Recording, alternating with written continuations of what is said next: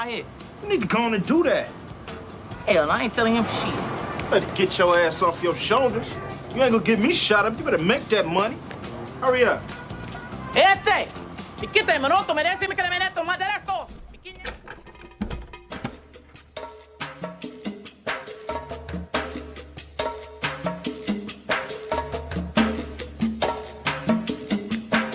La Raza.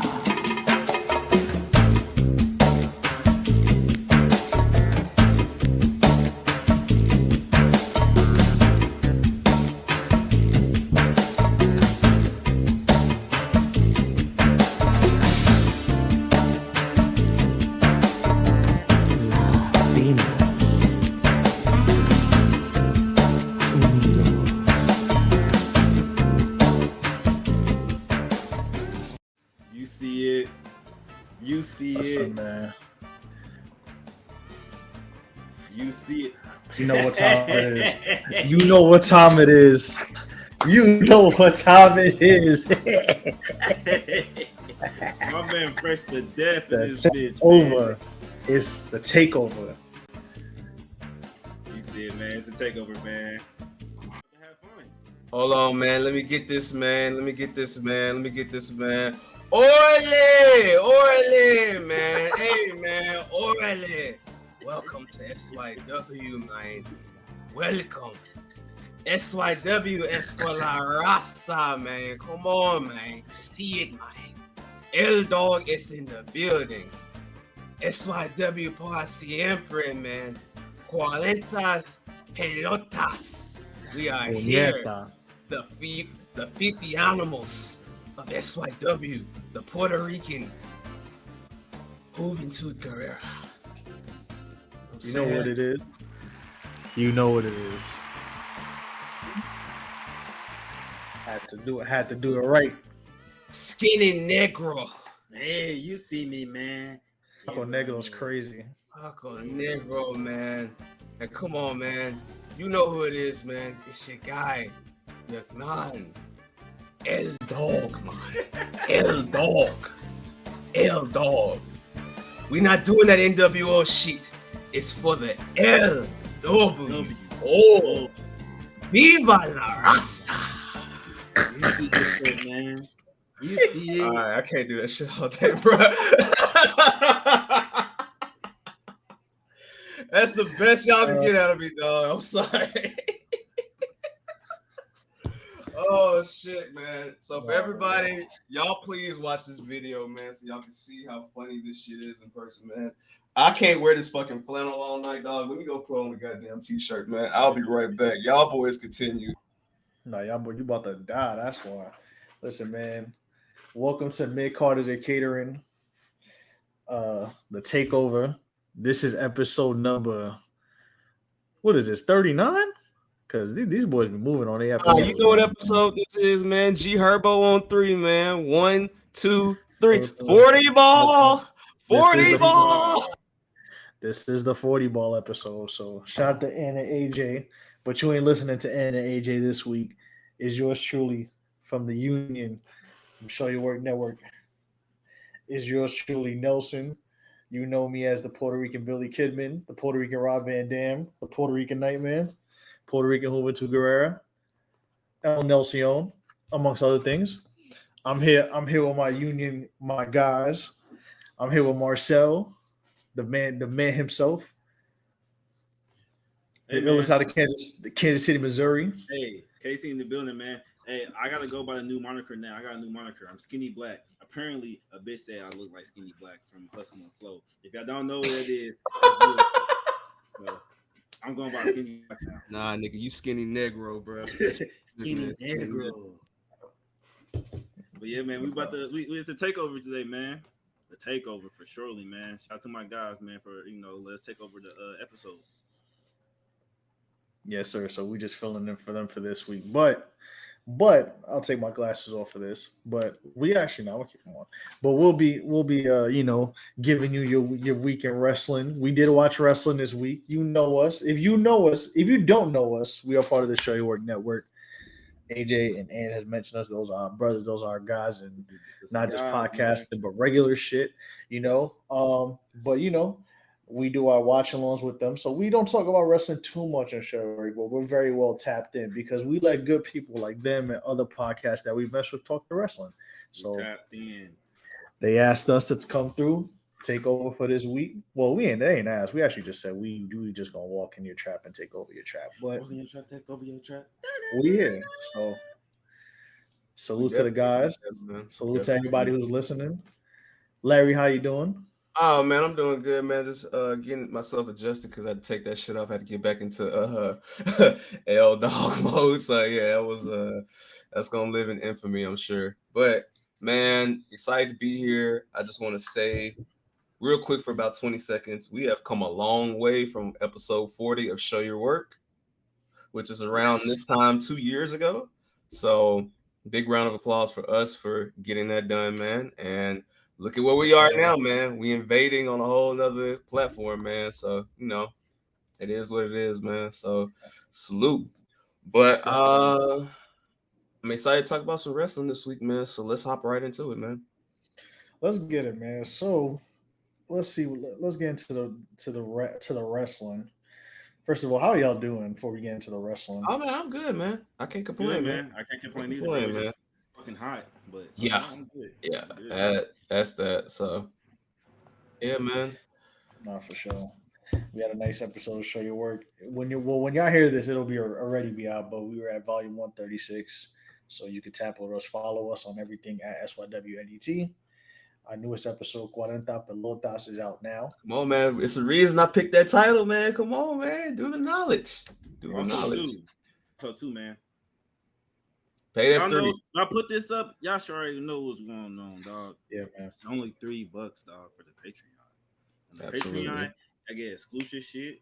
If you haven't been tapped in with the Patreon already, come on, tap in because it is a crazy safe space audio on there, which I gotta watch, man. Watch and listen. It's crazy. Yes. And we'll make sure we provide all those details at the end of the podcast as well. But for right now, I want to talk about, this week's wrestling news. So let's get into the news. All right. So by the time, want to start? I want to start with, by the time this episode comes out, we are going to be on 1 year of Triple H taking over WWE. So, oh yeah. No. I'm getting a real hand clap for that, man.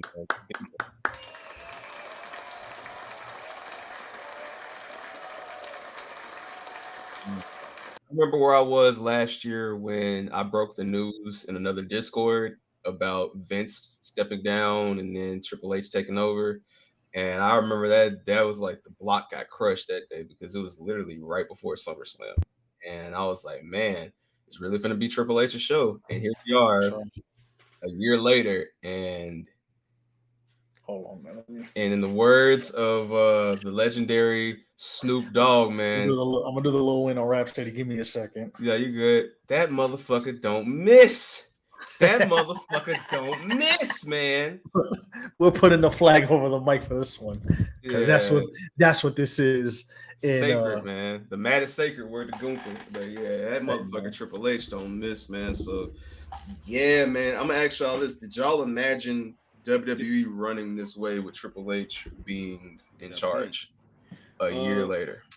Man, hey, man. If y'all watch NXT when it was black and gold, when you had Adam Cole, he had everybody over there. If y'all was watching that, y'all should know that once Triple H got in charge with the whole creative of WWE with SmackDown and Raw, now y'all should have known this shit was gonna be popping, man. Because them takeovers back in the day, them shits was fire, man. I ain't really watch NXT the weekly shows back then, but I always tune into the takeovers, and them takeovers was damn near better than the fucking pay-per-views. Excuse me, leagues. But they were pay-per-views back then, but they were still pay-per-views. And them shits was fire, man. Them shits was damn near better than the actual, main card of the pay-per-views, such as No Mercies, even sometimes the WrestleManias, the takeovers were better than those shits, bro. So, All but right. Triple H, he doing a crazy job, bro. He a year in, and since he been, taking over control of everything, he have not missed, like Larry said, he have not missed on any PLEs yet, bro. They all been fucking fire. Absolutely. Nelson? I was trying to get all the pay-per-views in order, but he hasn't missed. I'll do that on the side for us. I got you. There's been a couple of very little blemishes, but overall, I mean, the one thing everybody complained about at first was who he bought back. But if you really look at who he bought back, like those are just people that Vince didn't like, but he really favored. So, because we got to remember who he bought. He bought back Bronson Reed, Gargano. Technically Gargano, yes. Gargano was a free agent, but Gargano, we knew Gargano wasn't going no goddamn anywhere. But yeah, Gargano, basically the whole way he brought back. Ciampa was about to come up too, I want to say, and he stayed. He brought back. Yep. He brought back Hit Row. He brought back. Yeah, he brought back Hit Row. Karrion Kross. He brought back. Those are two small blemishes on his too small. Let me be very clear. One is a much bigger blemish than the other. One you can salvage. One, we'll talk about that later. But yeah, not high. So yeah, and it's more that we're not remembering off the top because I mean, how can we forget the women? EO, Dakota. Yeah, he did bring back Dakota. And then, of course, as EO would say, Bailey, she came back in that time period too, which everybody was speculative of because, before that, her best friend and Naomi had walked out. So it's like, we don't know if she'll be back. And, so I think he's done an amazing job. Like, I mean, all things considered. So I couldn't have seen this going better. It actually exceeded my expectations. So I would agree. It definitely exceeded expectations. I mean, because there hasn't really been a bad pay-per-view. No, they've all been good. I mean, I'll go in order. Because SummerSlam, it was SummerSlam. SummerSlam was the first one that he officially took over. Yep. Which that was 2 weeks in? Yeah, but you got to also remember. So no, it was 8 days. So July 22nd, Vince stepped down. Right. SummerSlam was July 30th. July. It was July 30th. Yes, that's why I say by the time this episode comes out, it'll be a year officially. Yep. So the first pay-per-view PLE that he officially took over was Clash of the Castle. Clash of the Castle. Yeah, because you could kind of tell SummerSlam had basically already been written. He just added like some changes. You could tell his fingerprints from Clash of the Castle. You can tell that. So Clash of the Castle. Mm-hmm. After Clash was amazing. Yes. Incredible. Then you had the NXT Worlds Collide, which was Braun Breaker and Tyler Bate in the main event, which was really good. That was when Ricochet and Carmelo put on an amazing match. Yep. Next, you had Extreme Rules, which is pretty good. That Fight Pit match, and Finn made Edge say I quit. So, good pay-per-view without Roman. You have Halloween Havoc from NXT, then Crown Jewel. Yes, because Roman and Logan Paul. Yeah, Roman and Logan Paul, and that was also Bianca and Bailey, the last woman standing, which they went and crazy. Brock and Bobby too. That was the start of Brock and Bobby. Then the women's tag match too, because that was Damage Control and Bliss and Cross. Night of Champions. No, actually, I'm bugging. No, you got War Games. War Games Survivor Series. And I don't even need to say nothing on that one. War Games is War Games. He did what he did. Games. You gotta do it like Regal. Nah, Regal? Man. Hey, when we went on, when it was come back. Yeah, when it was cold outside, it was cold. Like, it was. Yeah, NXT Deadline. It was cold. Yeah. Yep. NXT Deadline. Royal Rumble. Hey, man. Boy, the events that happened at Royal Rumble, from the match to freaking Cody going the distance, Bianca retaining, Rhea going the distance for real. Rhea went the distance for real. Gunther looked like a star. It was amazing. Man. Royal Rumble You have was great. NXT Vengeance Day, I went to which y'all were there for actually. So shout out to you and Winston. Shout out to Winston and Youngin. You know what I'm saying? Y'all are here in spirit. Then we had Elimination Chamber. Sammy had the pop of the century. Yep. So far that we thought. I mean, you know, and we got NXT Stand and Deliver.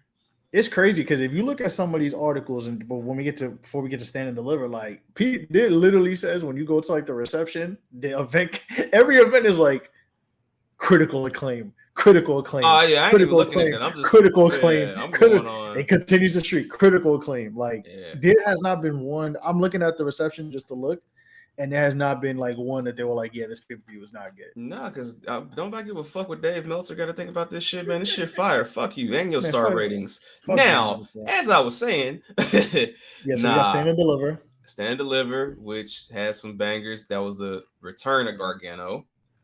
WrestleMania 39. Return of Gargano to NXT. Let me correct myself. Yes, WrestleMania 39. Cinema. We don't have enough time. Just cinema. And we did a watch along to that too. Yes, we did. Check out on the Patreon as well. Yes. Also, of course. Come on, man. Come on, Nelson. Come on, man. Pay-per-view top 3 pay-per-view of the year. Worst. At the worst.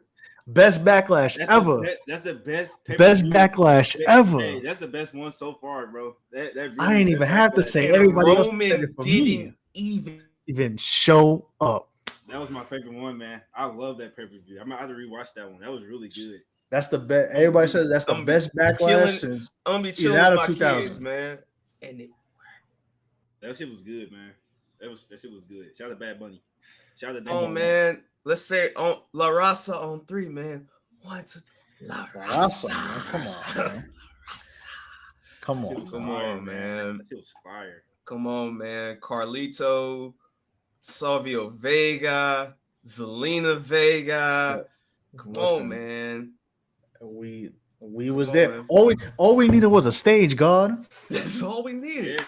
All we needed was a stage, God. Yeah, Night of Champions, which was also phenomenal. Saudi Arabia, yes, sir. Went crazy. We really thought Rome was gonna have 4 belts, and it was like, nah.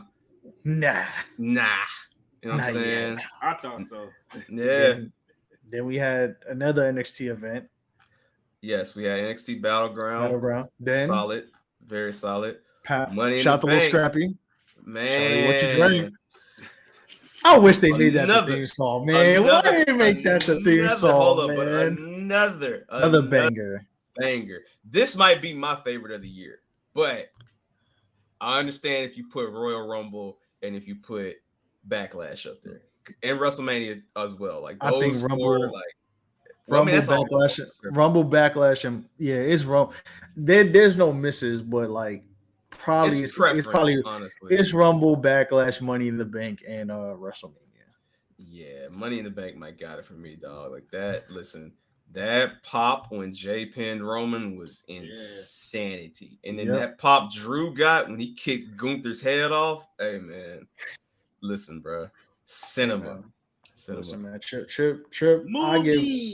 I give all despite everything with the back of the set with the sale and everybody trying to do the old Vince is still behind stuff. Nah, man, you could tell Triple H. This is Triple H is really doing his thing with WWE and creative in the last year, man. Like there's been a couple weird spots, but I feel like if there is, they make the best of it. The women's division is booked really well. Mm-hmm. Even with the tag team thing with Sasha, we'll get into that. I'm not going to get too into that, but to mention the Sasha Naomi thing, and that's been an afterthought. Because if you really think like any other time, that would have been a big deal for forever. Mm-hmm. And literally, like any little blemish that's happened, like Triple H, Nick Khan, Steph before she left. Like Bro, everybody has really everybody. everybody's done a really good job, but just like any controversy, they head on with it and they make sure they get past it real quick because any other federation, any other promotion would have had that Sasha and Naomi thing hanging over their heads for years. We're gonna get into another one of those promotions later, but Shout out to with Nick regards to their division, but for Triple H and Nick Khan to step over that and be able to keep on moving, people, getting the right people with the belts. Because I mean, it's crazy. Like we're at a point where like the bloodline story you would think would run so stale, and it still hasn't. Nope. Like, Judge now it's like the bloodline, and then this continuity, like as the bloodline might fizzle out soon, because it's bound to happen. It's gonna happen by the end of this year, probably, I think. But I won't get too into the future. You got Judgment Day now being like the faction that's taking over everything. Man. So there's a lot. Like there's so many different like there's so many different superstars, so many different stories, just so many different interesting parts. Like there's not really Roman is the man, but there's so many other different things you can watch and be invested in. And that's the cool part. Even the matches that you think are just piss breaks. A lot of people I've watched podcasts where people are like, man, I thought this was gonna be the piss break match, but this was fire. And I'm like, that's fucking Triple H and Triple H trips to them. Like they're making even the piss break matches be entertaining. So for them to do that, like it's just they have not missed in a year, man. Like I give a lot of credit to Triple H, even with his health, he was able to hold it down. Mm-hmm. And this Vince shit could have really put a cloud over everything, and it's barely been, for at first it was a blemish. It got talked about maybe a week or two when the Endeavor sale happened, and then obviously there's the snarky guys who want to come with the Vince made creative changes when he really has nothing to do with that. But I give all the credit to Triple H, Nick Khan, Steph, and everybody WWE, man. They have not missed this year. They have not missed since SummerSlam. You want to give credit if Trips put his hand in it, cool. But if you really want to go since he fully took over since Clash, man, they have not had they have not really missed at all. No bad PLEs at all, man. I agree. And speaking of PLEs, let's keep it going. But again, let me do this. Shout out to Hunter Hearst Helmsley, man. Salute. All right.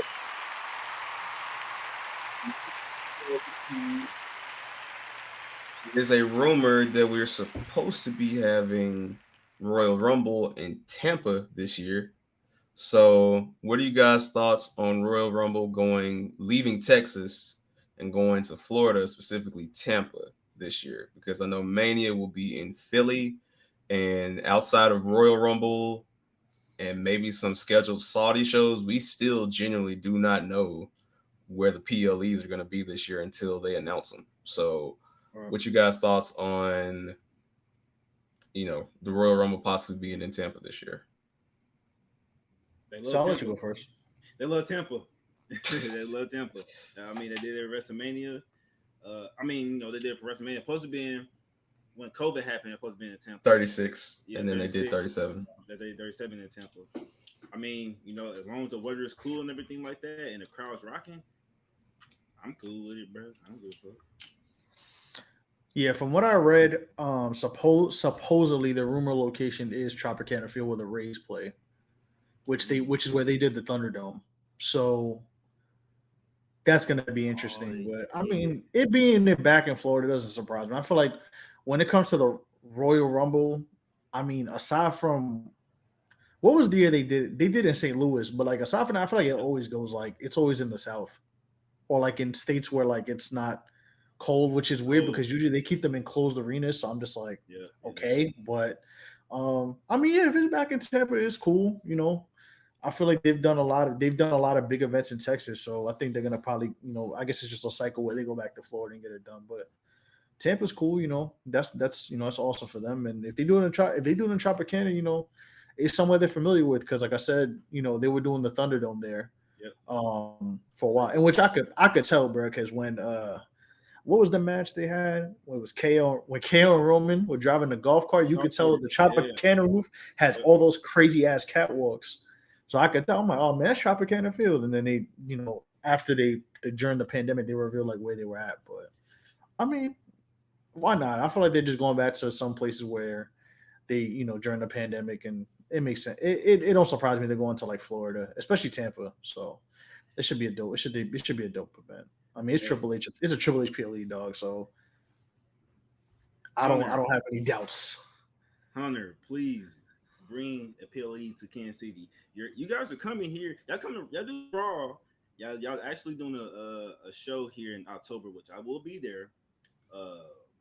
But please bring a pay-per-view here, please. It's been so long since we had one. I think it's been When's the last PLE y'all had? I mean, I know y'all have the infamous one, but I don't want to bring this one. Yeah, I think rest in peace, Owen. Rest in peace to Owen Hart.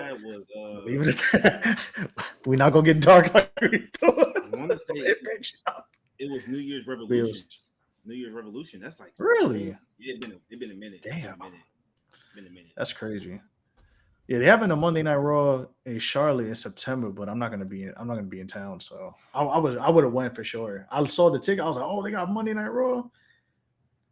It said September 4th. I was like, fuck, I ain't gonna be in town. So, but yeah, I definitely need to go to like another live event. I definitely need to go to. So I just don't know whenever they do one. If they do a pay-per-view or not, then I'm gonna definitely go to do some shit. But okay, that was a pretty good analysis. I'll just say that I think it will be interesting to see what they do going forward, because we know that they are getting expanding out to other countries and other places. So I wouldn't be surprised if one of the big four takes place somewhere international soon. I mean, we've seen the international, vibes already.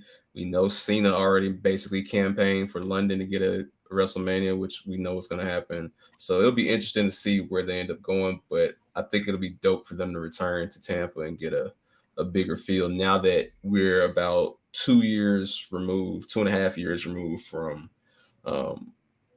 the Thunderdome and, their first event back, which was, in Tampa.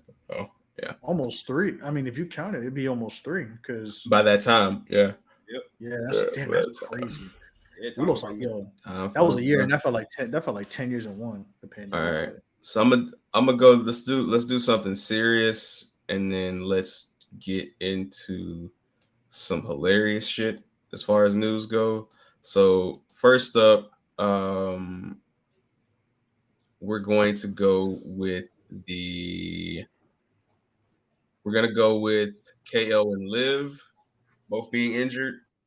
So I know for a fact that KO's is legit because he's supposed to be a broken rib. And then the other one with Liv, they said shoulder separation, but I don't know if this is all a part of the storyline or what. As of this time, as we're recording, we still don't have a Rhea Raquel match for SummerSlam that we thought we'd get. Maybe we get that Monday. I mean, the card is already packed as is, so maybe they hold that off for Payback or something of that nature. We know for a fact we're gonna get Asuka, Bianca, Charlotte, but as far as everything else, we will see. So I just want to say, when it comes to KO and Liv, rest up, get well, y'all will be fine, and it will be very interesting to see what they do with both of those, the tag title picture and the women's title picture. So we're going to be sports entertained, I believe, but I'll talk about that later. Listen, man, Rhea or Raquel, they would listen, man. We need another episode of the Big Back Invitational, bro, because NXT they was going crazy. That's funny. Yeah. Big Back Invitation. I never said, bro. Both of them got them. They got the Ginyu for shoulders, dog. Like they could fuck your Broly back. Rhea Ripley flex, dog. That should be looking like All Might, dog. It's like, yo, that is a buff woman, but salute to her. They could be the Legion of Doom. They really put them all right. Now let's let's get into the funny shit since we're here. All right. Speaking of buff women, so all right. So shout out to Persia Parada, also known by her government name on the indies now as Steph DeLander. She's a part of NXT. She got laid off, and she's been making her way in the indies. She's been with Matt Cardona, formerly known as Zack Ryder. So she was doing an interview, and she discussed how one day, and I'm not surprised by this, but one day, the governor of Florida, Ron DeSantis himself, decided that he wanted to take his kids to see some wrestling, but he didn't want to go as a fan to a PLE, sit in the skybox. No. I'm imagining Ron DeSantis just calling Vince or calling Shane or even calling Sean and just being like, hey, yeah, I'm pulling up. And yeah, get some talent. My kids want to see some wrestling. Throw some shit on real quick. Let's get to it. And so here you have NXT talent, which ranges from the age of like 21. Well, excuse me, like 21. Got a couple 19-year-olds there, but 21 all the way up to like 30s. It was just young people just waking up out their sleep just to go perform for Ron DeSantis and his kids. No music. No, well, they might have had music. I don't know, but no nothing. And you just got Ron DeSantis front row with a popcorn bucket, just like, yo, entertain with his kids. With his kids. Yeah, so, I bet you when they walked in, they probably was like, is that Chad Gable? Tell me Ron DeSantis and Chad Gable don't look. Tell me Ron DeSantis and Chad Gable don't look alike. Time out. So he called them and say, hey, I want to be entertained. My kids like wrestling. Pull up to the crib right now and entertain me. No, he pulled up to the performance center. To the PC. Oh, yes. He told them, get your ass up. Go to the performance center. I know you want to go out and have drinks and be on IG, taking all these selfies and shit. No, get your ass to the PC. I'm pulling up with the kids. Yeah. And I mean, here's the thing that's funny about that. Here's the thing that's funny about that. I'm not surprised by that. I would not be surprised if the fucking governor of California decided one day. It's not Arnold anymore, so I don't know who it is, y'all. But I wouldn't be surprised if one day it don't matter. It don't matter. Yeah. But I wouldn't be surprised if one day. I wouldn't be surprised one day if the governor says, you know what? I need to see if the Lakers are gonna be worth a shit this year. Let me pull up to crypto and watch these motherfuckers practice so I can tell if I can put my money on them on the side. Like, this shit happens. Like, I'm not surprised that Ron DeSantis saying, you know what? I am the damn governor, and I did let these motherfuckers perform during the COVID. So you know what? Fuck it. Let me see what this is all about. So, yeah, that's not surprising. What's funny though is just the idea of like, all right, when you look at when she was in WWE, and you ask yourself like, who was there when he pulled up? Was Velveteen Dream still there? And did Ron drop a word that he cannot say publicly? Did Ron see Quincy Elliott and have a heart attack? Did Ron see the Forgotten Sons and say, this punk? Did he see the Forgotten Sons and say, hey, they spitting right now? Yo, I know Nikita Lyons. Was doing backflips when she saw Ron DeSantis. Nikita was good. They said she was wrestling like Bianca Belair. She's one of them. Yeah, she one of them. Big. Yeah, she mega. She mega as hell. That's the reason people stopped liking her, because they found out she was mega, man. Yeah. Because there was one day she was like, I think she posted like a video of her working out. You know the MAGA rappers like with them terrible beats. She posted one of them. Yeah, and like they found out the dude was like a black dude who was like a MAGA rapper. Yeah, talking about like keep our guns and all that. Yeah, keep our guns. Yeah, she's one of them. Second Amendment bars. Yeah, brother, she is definitely dropping that ass with the bald eagle. What you mean? Like, what you mean? Drop down and get your eagle on, girl. What the fuck? Yes. Drop down and get your eagle on. Like, that is crying. Listen, she saw DeSantis And she said, "Look, this was my chance to be Marilyn Monroe. Fuck this shit. Nah, Let's get it." Hey, she was wrestling like fucking Charlotte Flair when she come seen on, when she yo, seen Ron That DeSantis. nigga Braun Breaker seen DeSantis. He gave him the firmest handshake of all time. Mr. President, like calling him Mr. President and shit. Just I'm out of here. mad levels of dick eating. You know it went crazy. Like, I can tell Braun. I feel like Braun wouldn't have been there. Braun probably getting a tan or some shit. Nah, Braun definitely stands for the You think what's so? the Blue Lives. Oh no, he's Blue Lives Matter like a motherfucker. That nigga's Shit. Australian. Braun Breaker? Oh, Braun Breaker. I'm bringing Bronson Reed. Excuse me. No, Bronson Reed was in Japan beating Okada when this shit happened. Bronson Reed was getting his ass beat in Japan. He was getting elbow forearm to Bronson Reed the was in the face. fucking G1 when this shit was happening. Well, with Braun bro. Breaker, man, you know, I ain't gonna get into it, but if y'all know, then he probably do stand on that shit. because- No, I don't listen. Let me say this. I don't think he's like his dad, but he 100% was in that motherfucker. You know, like when you go in Home Depot and you see somebody in the army and it's that one white dude just saluting with no music, just like the supreme level of dick eating. It's like, man, Sexy sit for your our ass country. down.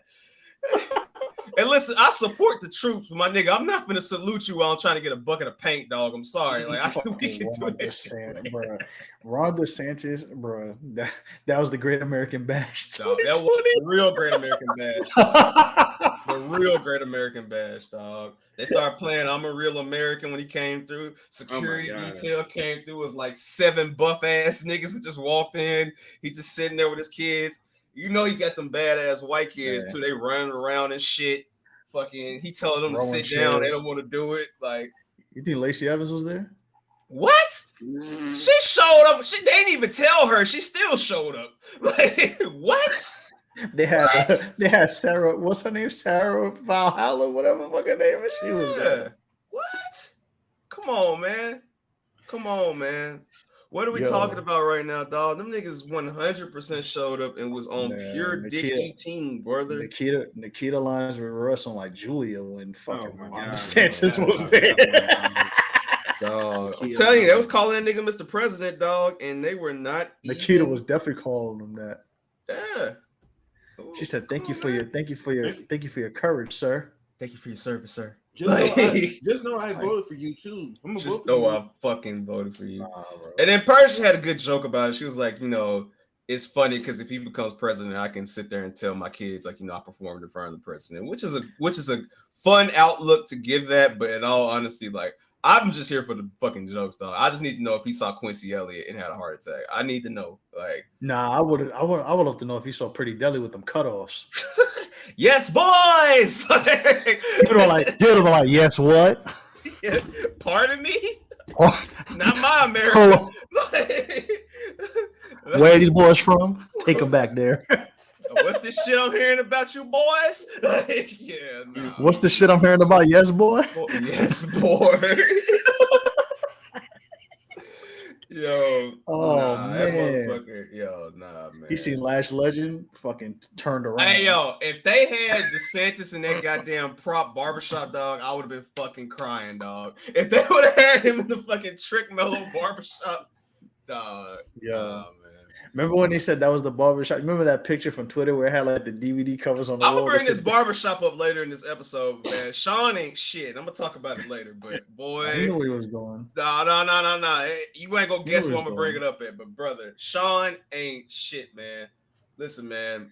What's that chick that performed at NXT? The great Ollie woman. J. Yeah, that's what the said. Ollie J was there. Like, dog, them motherfuckers is going crazy, bro. I'm running with all the narratives, dog. Ollie J did the national anthem. Hey, what?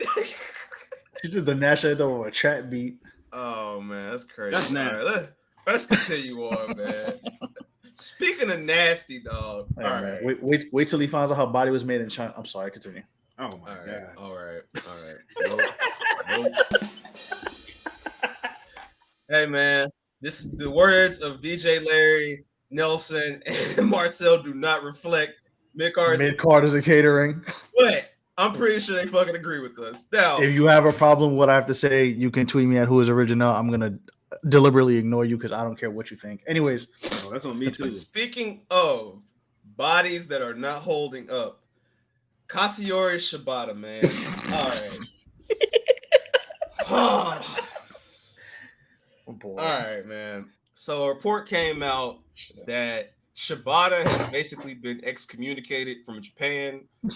And the reason why he's been excommunicated is because New Japan takes their injuries and the care of their people very seriously. I mean, for Christ's sakes, we saw Misawa die in the ring. Rest in peace to him. We've also seen other guys, Hayabusa almost died in the ring. We've seen over those years some of our favorites that died either right after a match, during a match. Like, it's crazy. So they take their health very seriously. So Shibata for about 3-4 years, he was hurt. He was doing commentary, and it was like, nah, we're not going to put you out there. Take your time. I mean, even with Kota Ibushi, despite his, that's a whole nother conversation. They were very cautious with him. They were cautious with Ospreay, Kenny, all the guys that have been injured over the years. They've been very cautious. But so when I saw last year Shibata was at Ring of Honor, I was like, excuse me? Why?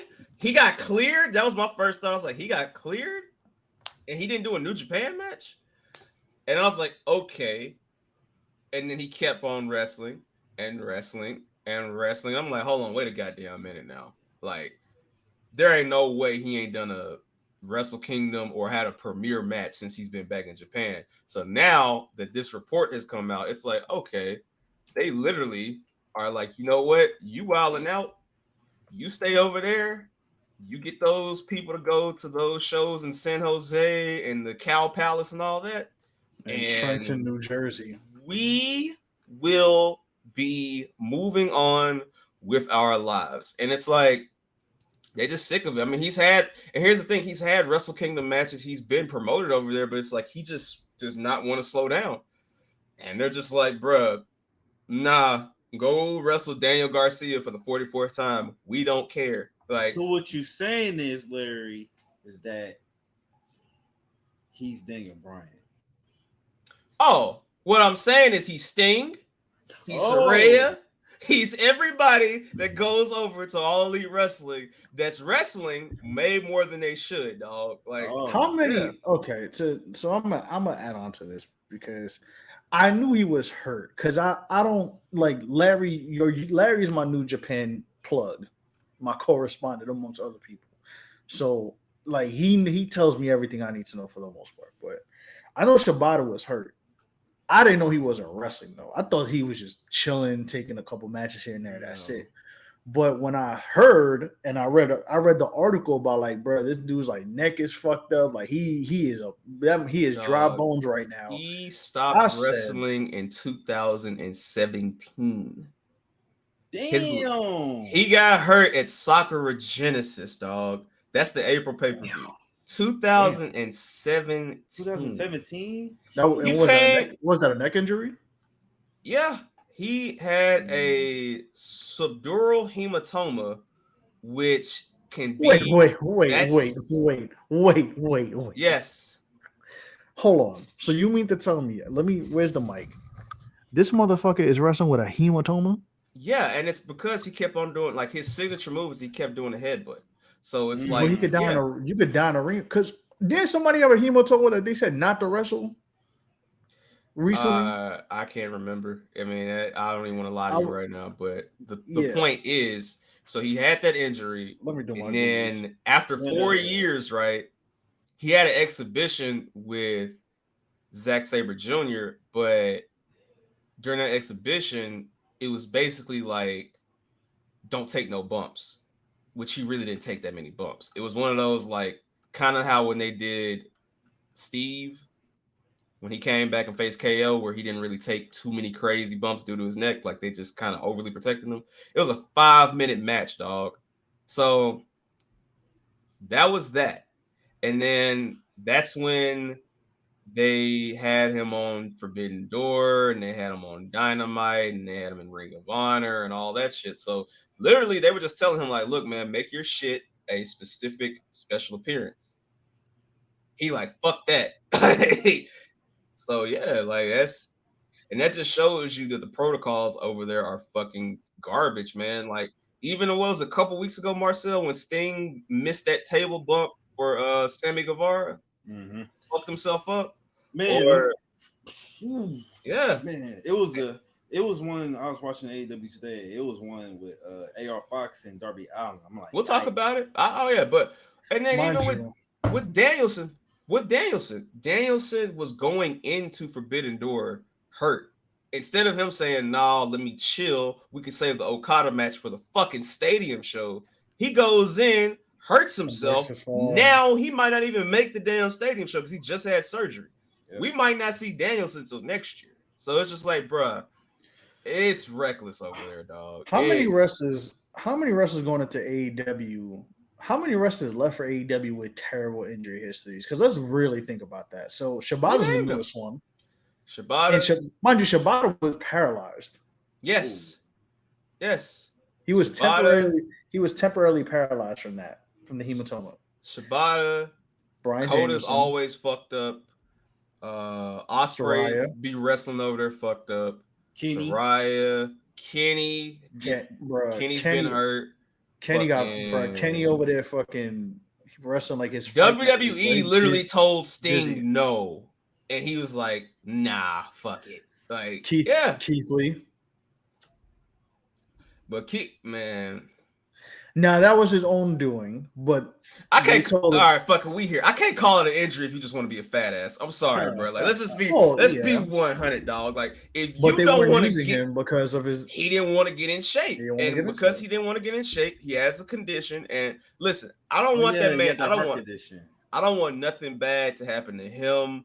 I think the same. I don't know what's going on with Bray Wyatt. It might be something similar with that, but I don't want anybody who's got a condition to throw their life away from me. Take care of yourself. But with that being said, if they tell you to lose weight and you don't want to lose weight and you still go over there and now you look worse than when you left WWE, fuck out of here. Go ahead, Marcel. I want to say to the enjoyment of fans, I think these motherfuckers literally just like taking bumps. And no, it's an addiction. It's literally the wrestler, the movie. It's an addiction, dog. It's like that thrill of hearing the crowd call your name and getting the adoration. But it's like, dog, y'all are putting on shitty matches. And if you're not putting on shitty matches, you're putting on 30, 40-minute matches beating the shit out of each other. Spot fest for what? Like spot fest for Meltzer's approval. Yeah. So that we don't care about that. Yeah, so that Jim Cornette can get out there and call you a fucking idiot because that's what you are. You know what I'm saying? Like exactly. Yeah. Like a lot of I mean, I agree. A lot of these dudes who are still wrestling that like are putting themselves in danger. I'm like, bro, what are you doing? Like, even with Danielson, like, and I like Danielson. I don't like him much at AEW. After that first year, I don't really watch AEW much because y'all know I try to watch it and it just whatever. We'll talk about it later. But with Danielson, it's just like, bro, like you're literally putting yourself in danger every single time. Why? Like you said, man, it's like he said, it's an addiction. I mean, you see when he was in the E, he was begging to go. He was ready to leave. Because he want to go back there and put on the show. And listen, man. And like before you go, like if that's what you want to do, that's what WWE gave you to do. You know, they said, hey, okay, go ahead, nigga, go. You want the AEW, you want to do that? Go ahead, nigga. Oh wait, how do we forget to mention? This not gonna be on our insurance. This not gonna be on our insurance. We're not on insurance on you no more, nigga. Sorry. Go ahead, Nelson. Before we keep on going. I was gonna say, how do we forget to mention the Samoa Joe? Another one. Yeah. I mean, Punk. I mean, if we're being honest, like you look at Punk and no. If you look at Punk, like I know we don't. We'll talk about it. If you look, he shouldn't be out there like that, dog. But yeah, man. So let's finish the AEW news and then let's get into some actual wrestling this week. Listen, oh man, so let me walk y'all through Wednesday. This is either Tuesday or Wednesday this happened. So I go to sleep because I've had a long day at work, right?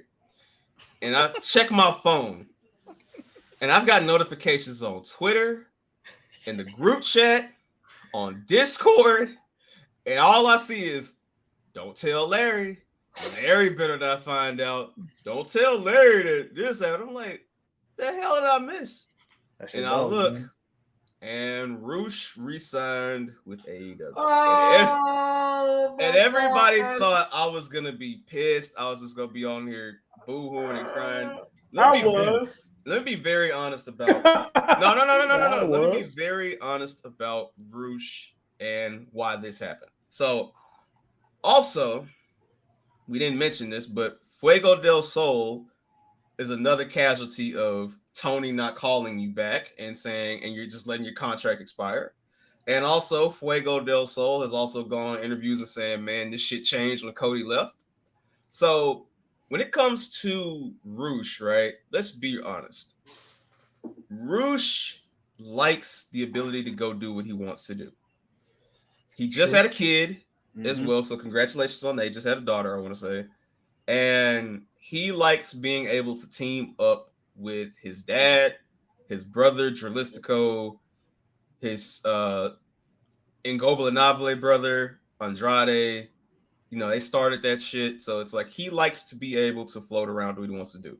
And he signed a 1-year deal originally. And I'm going to say this. If I can sign a contract, get guarantees from this Mark boss who I'm going to enforce my will and say, hey, punto, make me a champion. You know what I'm saying? And if I can also know, hey, I can punch a motherfucker backstage and they will not fire me and I will still get paid like Punk and Andrade, fuck it. Why not? I'm going to do it. Now, would I have loved for him to go to WWE and be a fucking menace over there? Absolutely.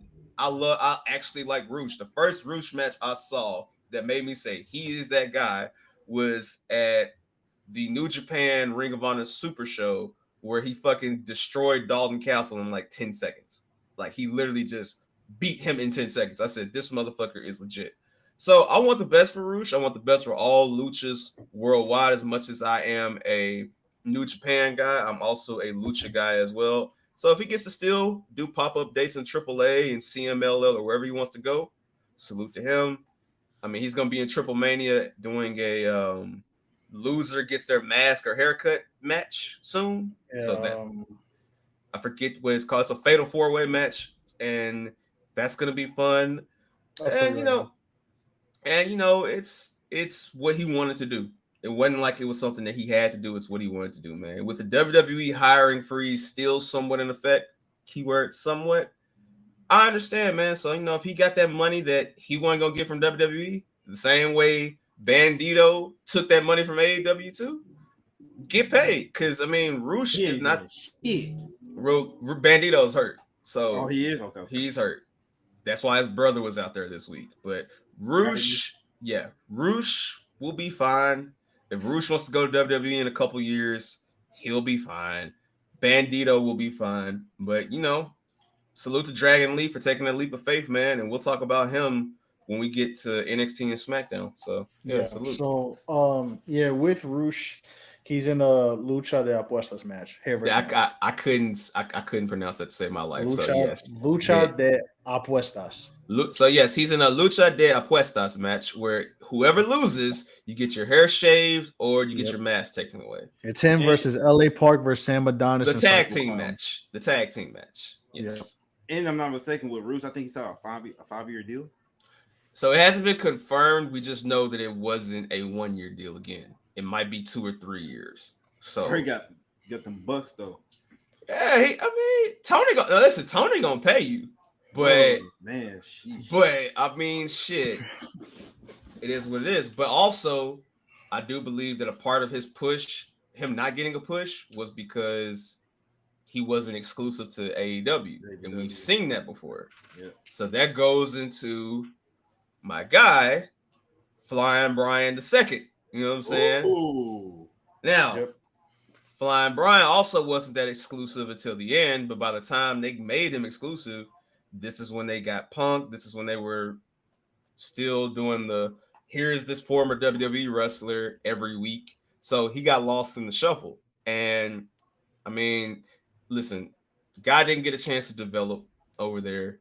Yeah. It is what it is. Like, you're not going to develop on Dark. They don't have a training system over there. Who the fuck watched Dark? Nobody. So the point I'm making is I'm glad. So the report is that he will be moving to Florida by the end of the month.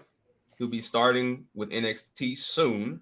So if he's starting soon, that gives me an indication that we might see some more roster changes soon, because we know that Nick Aldis is a free agent. We know we've been hearing Tama Tonga, Hikuleo, and Tongaloa for all this year.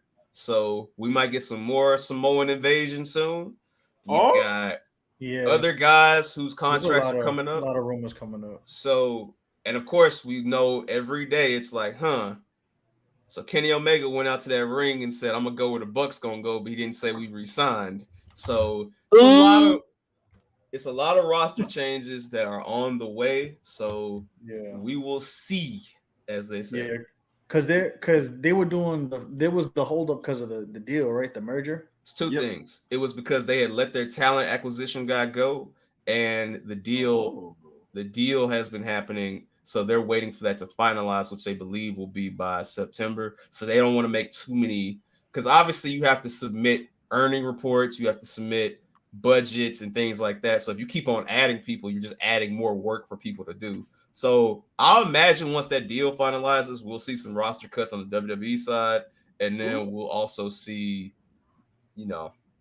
some signings and changes. I think Pillman Jr. at NXT is a good look for him. That's crazy, but they be treating him at NXT like the military. Like, you gonna go to Florida and we gonna give you a Corvette. Goddamn right. What? What? And a Camaro. All you gotta do is show up to the Performance Center. Listen. And you get to go in that Performance Center with all that pressure in there. Shit, sign me up.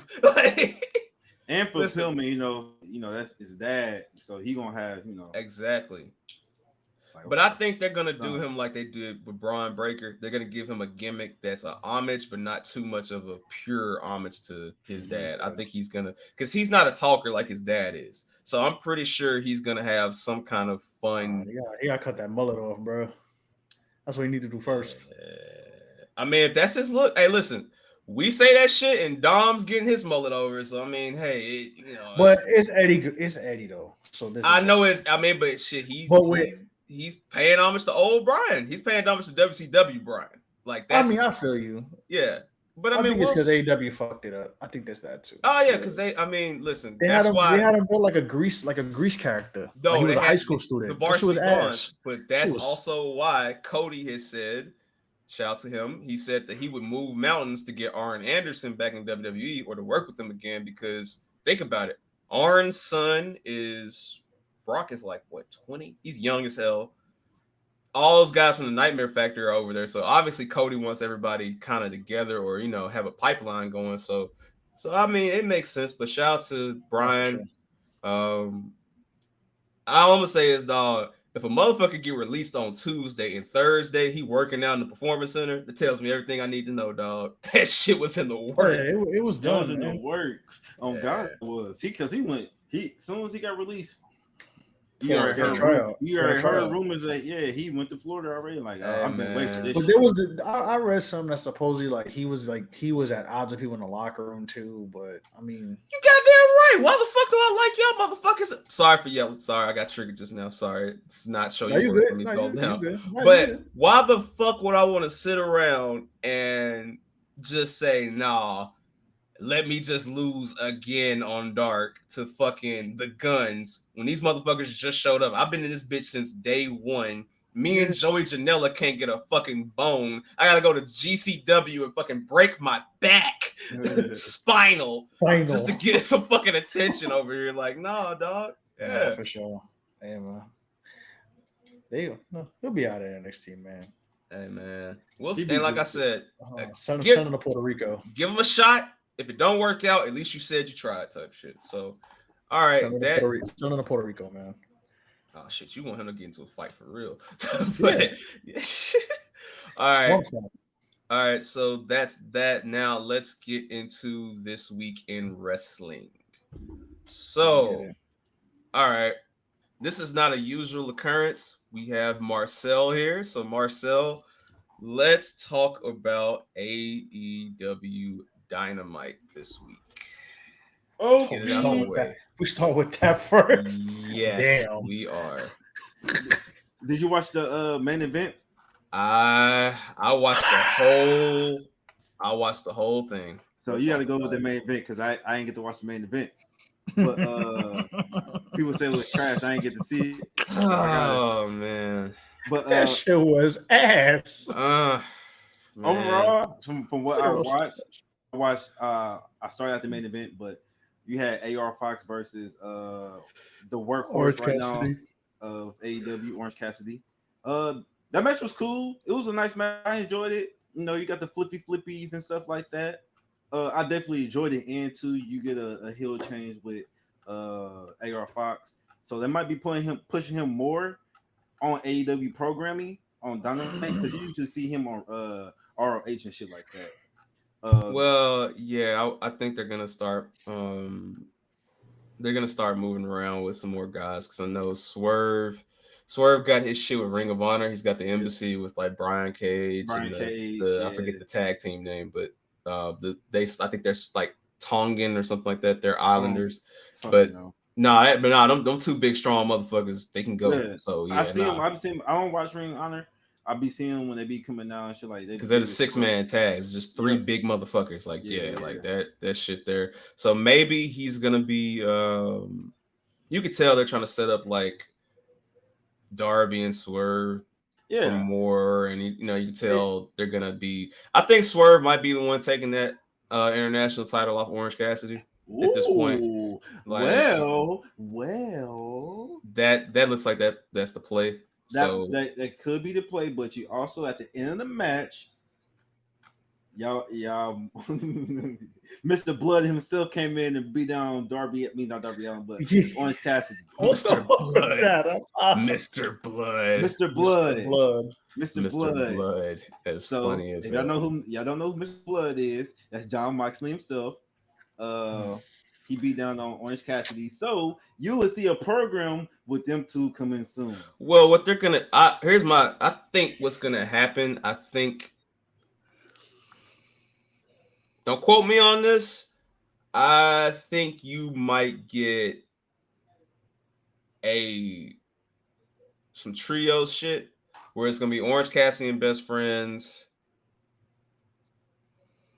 Death Triangle, yep. Blackpool Combat Club, of course. I think Los Ingobernables is gonna reform with Roosh now that he's signed. Ooh. And House of Black. I think there's gonna be something with those guys over the weeks to come. I don't know who's gonna face House of Black at all but I think one of them are there, and I think that you start to build up Blackpool Combat Club as a trio because right now, as far as singles go, there's not really shit for them to do, and that you don't win shit by making John Moxley the TBS, TNT, the TNT or the international champion. You don't get any gain from that, especially when he had that long ass run and all that. Yep. John Moxley does not need a belt. And I think that they're gonna end up doing some trio shit with those guys. That's my personal prediction. For sure. Respectfully, Larry, you're thinking way too hard about this, but I appreciate your efforts. No, listen, I'm being a professional. I'm being a professional. No, you're being you may be. It sounds very logistic. And I know they don't use logic. I fucking know. I know. Use logic. But if we're not using logic, then you will get the John Moxley versus Orange Cassidy. And John Moxley's going to win it. With no context. There you go. Yeah, I think that they're building up because again, you have to remember at the end of the day that the Elite and all of them, which I'm going to talk about the Elite once we get to the end of Dynamite, but yeah, they have to move on and do something different. And that trios title, they can revisit that with House of Black later on. So I think that you're going to get more brutality, more, we're the best, like all that shit. So blood. Speaking speaking of blood and speaking of extreme, we have this fucking loser Jack Perry come out. I'm about to throw up. And we have he starts talking shit. The legend himself, Jerry Lynn. Shout out to Jerry Lynn, man. Shout out to Jerry Lynn. But why? I love when he do that shit. I love Jerry Lynn, but Jerry Lynn, don't nobody believe you finna whoop no ass, dog. And I know you can still wrestle, but dog, no one wants to see this, man. Like, nobody asked for this shit, dog. And I do not want to see Jack Perry just go through and whoop up all the ECW legends that aren't doing shit, bro. And that's what we about to get. Oh, my God. You might get Taz back in the ring, too. Man. Yo, no, I swear to you, if they convince Taz to wrestle all in, dog, oh, my God. I will fucking throw some shit. You know what's crazy? It could happen. Of course it could happen with this company, dog. I know you don't watch AEW last week, bro. This nigga Taz was so legit pissed off, bro. He was pissed. I don't blame him. And the thing is, we don't know if it's pissed because of the rumor of him saying, yo, go to WWE, son, fuck this, or if he's pissed because it's like, they really finna give me to wrestle this motherfucker. Like, I really had to put these tights on and all this shit. And they teasing it because he just keeps on pointing at him. He keeps on doing this. And he on the commentary. He's the commentary. He's pissed. He telling Tony Schiavone, shout out to Tony Schiavone. He's like, yo, shut up. I don't want to shut up. This is why Excalibur. This weekend wrestling on AEW. But yeah, we had Jungle Boy non-promo ass, bro. Y'all already, if y'all listen to my promos on here on this motherfucker about fucking sucks. All right, let's keep on going. Next. Let's keep on going. So we have a good funny bit with Gravity and Pop because Gravity is funny because that's what Pac's old name was, the man that Gravity forgot. So in the match starts, they're trolling each other. And they brought that up on commentary too. Yeah. And Pac beats the shit out of him, and then he goes. Pac was talking shit to him at the end of the match. Yeah. Again, Pac, maybe a future international champion. We'll see. Of course, man. Him and Orange Cassidy be having some bangers and matches. No, low key, like that's one thing I will give AEW. They mid card it might be a match or two that you might be like, okay, this wasn't that bad. You know what I'm saying? Or it was like actually a good match. So salute to them for keeping that shit alive, man. But as we continue on, we had Darby Allin versus. No. We get the Adam, why are you teaming with him? Oh my gosh. I'm not talking about that. Oh, I saw it with fucking what's his name? Roderick Strong, man. Good old Roddy. Fuck out of here. With the because you know what's crazy, bro? They really all left to go be bums at AEW. I mean, that's the thing though, Nelson. Bro, Adam Cole left WWE and got 5 concussions. They don't think they're bums. I can't make you see that you're a bum if you don't want to see you're a bum. Like, maybe to them, this is the greatest shit ever. Yeah, but you gotta think about it, man. AEW is like fucking PWG. That's all it is. It's just PWG. Or the TV deal. Yeah. What a TV deal. That's all it is. Yeah, that's what it is. It's just with just a black and gold NXT sprinkled into it. That's all it is. AEW, which like I said, I'm a fan of AEW. I fucking love it. I like it. Honestly, I love it. I like it a lot. But it's the indie. It's indie basically mainstream. It's for all the incels and everything like that and shit like that. That's what AEW is. And you got Adam Cole, Roger Strong, and everything like that because they with them because they get that old feeling when they was in the indies and shit like that. So they said, "Fuck doing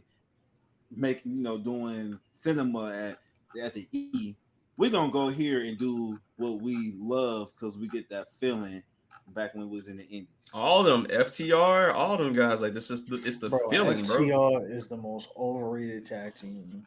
Listen. Oh, wait. Before we go, Larry, that nigga MJF put smut on their names. Oh my gosh, that promo he did he just dogged him.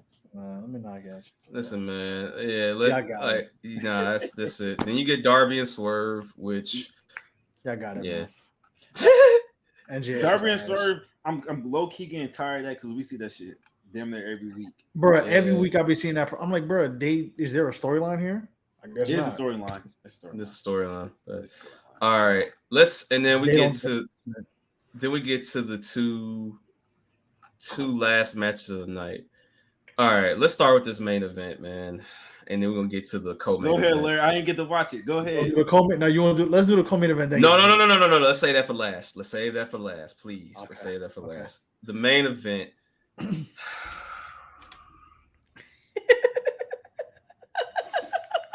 Free Penta, man. Free Pentagon Jr., dog. Please. Like, I am so sick of having to see Pentagon and Phoenix go through this shit every week, bro. Like, what, lose? They won. They fucking won. But they lose in the long run. Yeah, man. It's like, yo, like, why? What, Penta and Penta won? Penta and Phoenix won. Yeah. Who they go against?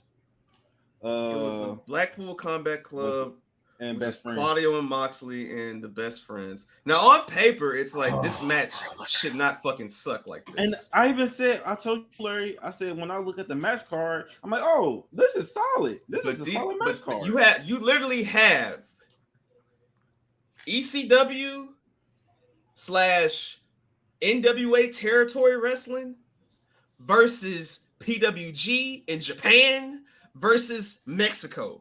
And them styles clashed, and it was not good. Like, that shit was fucking horrible, bro. Damn. That's crazy. Nah, bro. That shit. Listen, man. Something got to sloppy? give, man. It was just too much going on, dog. It's way too much going on. Moxley. Listen, did he bleed? Did he bleed? Yeah. Of course. Like, oh my god, bro. What kind of question is that, dog? Did he bleed? Man. Did he bleed? Even if he didn't bleed, he bled on the inside, man. Like, yeah, of course he fucking bled, dog. Motherfucker bleeded himself after the match. Like, fucking dork. But motherfucker stabbed himself with a toothpick. And then we get this co-main event. All right, look, man.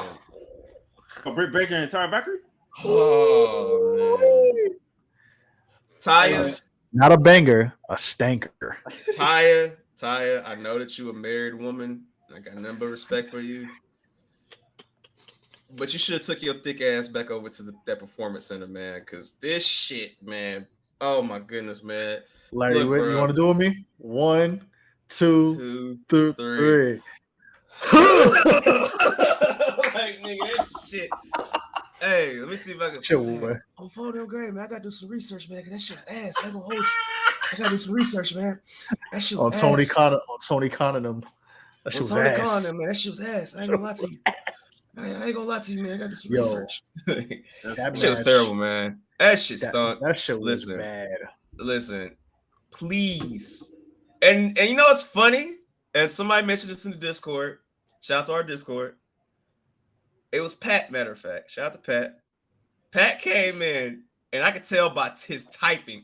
He said, damn, dog, Collision is really the A show. And I fucking put the little Boosie daughter. I told y'all niggas. Listen, let me tell y'all, bro. I'm going to keep it tall. I do not lie to y'all. That shit is better because this week proved no matter how you feel about them, when the elite are not on Dynamite, that shit stinks. Like, they make the show. And if they aren't there in the future, that was a glimpse of what you're going to see going forward, which fucking sucks because it's like, dog, it sucks. Like, look, one thing we could give WWE without trying to compare too much is that even when Seth and Roman have other obligations and duties and they're not on the show, you still get fire cards. You still get great matches. The best pay-per-view of the year didn't even have a Roman match, and Seth faced Omos of all people, which was good. So that being said, I cannot say the same about Dynamite or AEW when the elite are not around, man. And it's like, dog, like, y'all gonna have to figure it out. And this fucking nut hugging of Chris Jericho and Moxley and all the guys that you want to give because they stayed loyal, bro, this shit's ass. Like, y'all gonna have to get some entertainment over there. And I hate to say it, but yeah, man. Punk knows what the fuck he's doing on Saturdays. Now, is his matches good? Hell no. But he knows what he's doing. And it's like, bruh, that shit in the long run, hey, man, they're going to have to figure it out, man. That match was some ass. Oh, I watched it. I watched Britt, it. You want to give your thoughts before I go? And then after this, we are done with AEW. Right? Let's get this match. But listen, man. That I'll let Marcel laugh it off real quick. But that match was that was a bad match, bro. That shit was sloppy.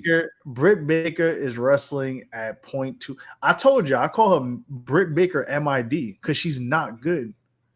Oh, really? I fuck with Britt Baker. She stinks, bro. Her promos is ass. Her promo stinks. She don't know how to wrestle. Like, she's boring. She wrestles, bro. She wrestles like, I'm trying to describe.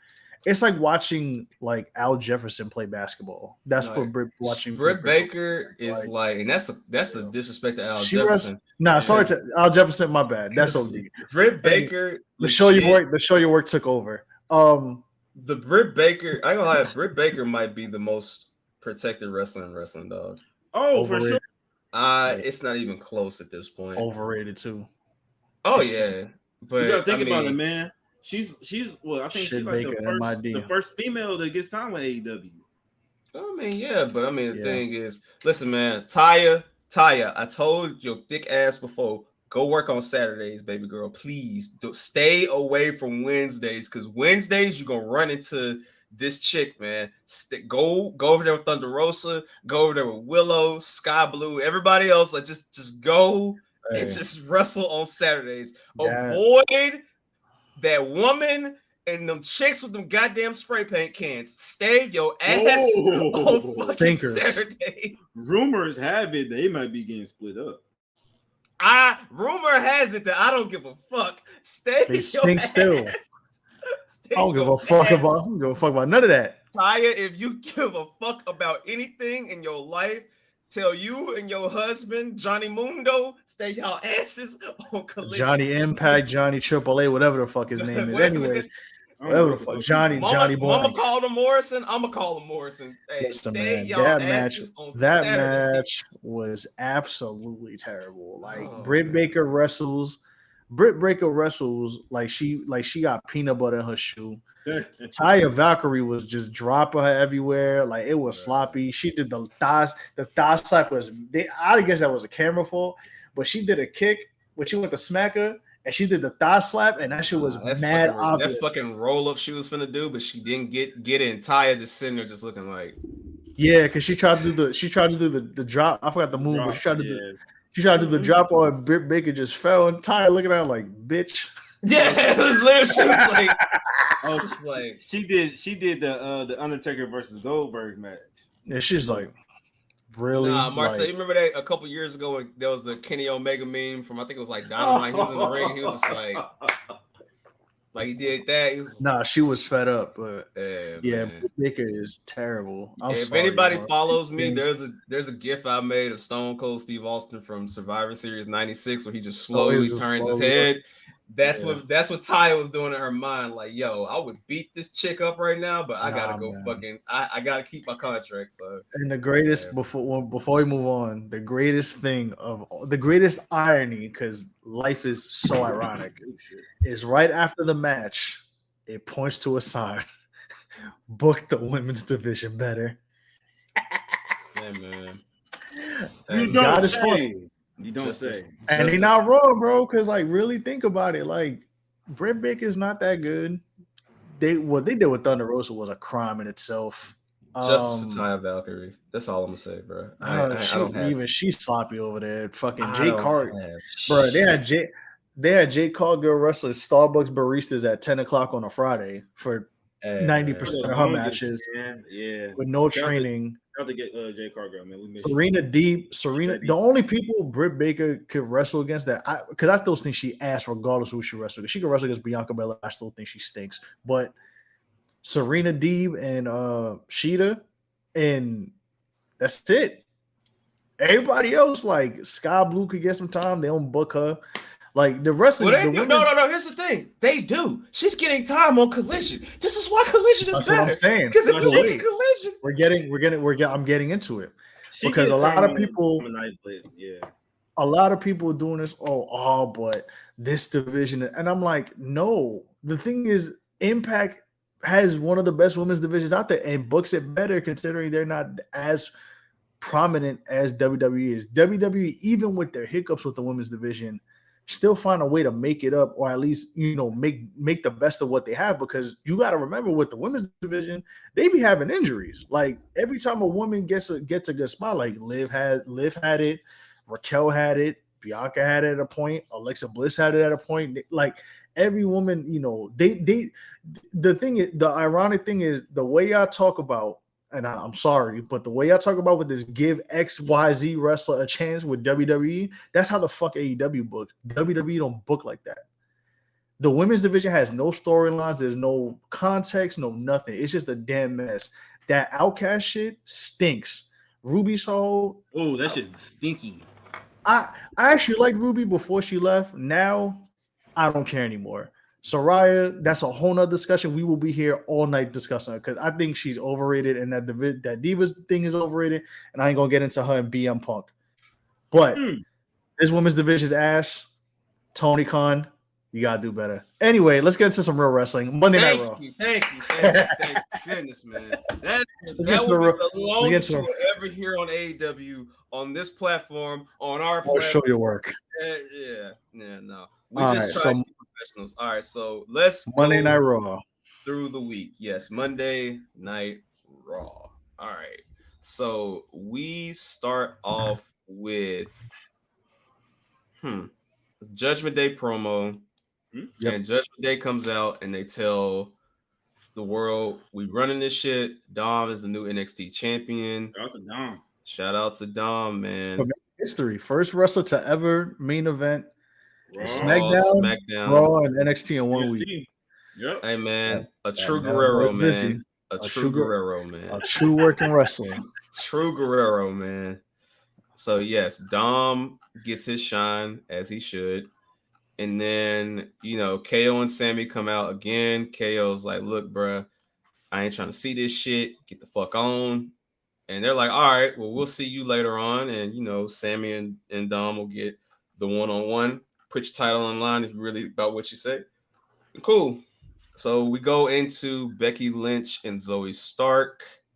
Shout out to Zoe Stark. She's getting a lot of spotlight right now, so I can tell they're going to build her up for the future. Yeah. Becky Lynch gets the win, so we're definitely getting Becky and Trish in the Stilettos Pumps match for the Stilettos Pumps match. Yes. So, all right. Then we get Cody Rhodes, who comes out there and just basically tells Brock Lesnar, hey, bruh, first of all, he uses mom's government name. So I'm like, okay, Cody is running the fact that he's got this documentary coming on. Was it Monday, Sunday? He got this documentary, the Dusty Jump? Sunday.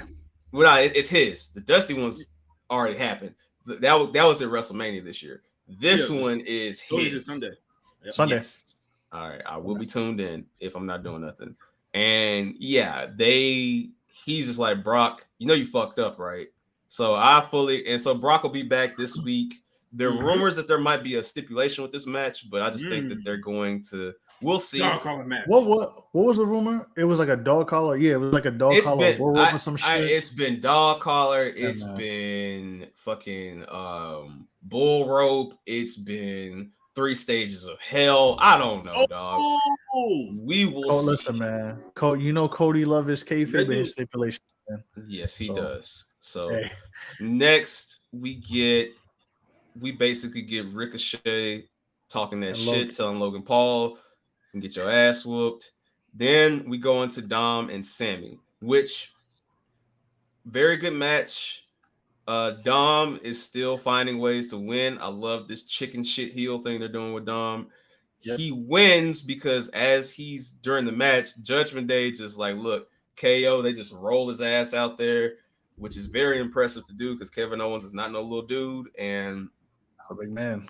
Which goes into the we believe Kevin Owens is hurt due to the reports. Mm-hmm. And then we go backstage, and Shinsuke Nakamura is me, which is leave me the fuck alone. Like, let me do me. Y'all stay out my fucking business. You know what I'm saying? I feel you, Shinsuke. And that's what we get. Tommaso Ciampa's like, look, bro, my bad, but don't get involved in my shit. And Shinsuke looked at him and probably cussed him out in Japanese and was like, fuck out of here. So we get Bronson Reed, who, by the way, shout out to Triple H for keeping people strong, even though they don't have a direction or a title picture. Like what he's able to do with Bronson Reed and Braun Breaker and LA Knight and guys like that, giving them direction, giving them purpose, even though they don't have a title. It wasn't something we were seeing in the Vince era of the last couple of years. So salute Triple H for that. Yeah, there's no title picture with Shinsuke, Tommaso Ciampa, or Bronson Reed. They're just out there just kicking ass. That's it. They're part of the I need you for 10 minutes and they make it work. Exactly. So we get Bronson Reed wins due to distraction because Shinsuke is like, you think shit is sweet, fuck you, Ciampa, and you know they go from there. And I think that something's gonna happen with this. Like we're gonna get something out of Bronson Reed. They keep on having him win, so he's being set up for something. But we'll see. For sure. So we get Liv. She's backstage, and then of course my favorite irritating Karens on the planet, Chelsea Green and Sonya Deville show up. Man, I was so happy when they won the women's tag team. Listen, Chelsea Green is so fucking hilarious, dog. Like every time Rhea pops up on screen, she's like, "So yeah, Rhea, you know what? Yeah, let's go." And she walks off like, Rhea, that show is hilarious. Also, to you fucking incels, if you think Triple H was going to let Matt Cardona wear the goddamn legit women's tag team championship match to whatever indie promotion that was over the weekend, you're smoking dick, dog. Like, no. Like, that was a fucking replica, dog. It was It was a rep. Yes. Ain't no fucking way you finna. Nah, dog. Because you know it's a rep because the fucking actual tag titles, that and the actual titles are fucking like, you can tell the shine, like the gold it's a different layer of gold, dog. It ain't that shit. So you bought that shit at Walmart. Right. Then we get Liv and Rhea. She's gonna beat Rhea's ass, crazy. And Rhea Ripley Pillmanizes her, beats the shit out of her. Pillmanizes is crazy. Yeah, that's the name for it. So I run Raw. This is my show. This is mine. Beat her ass, and then Liv is allegedly out, but hey, we'll see. She said, "I got the biggest back."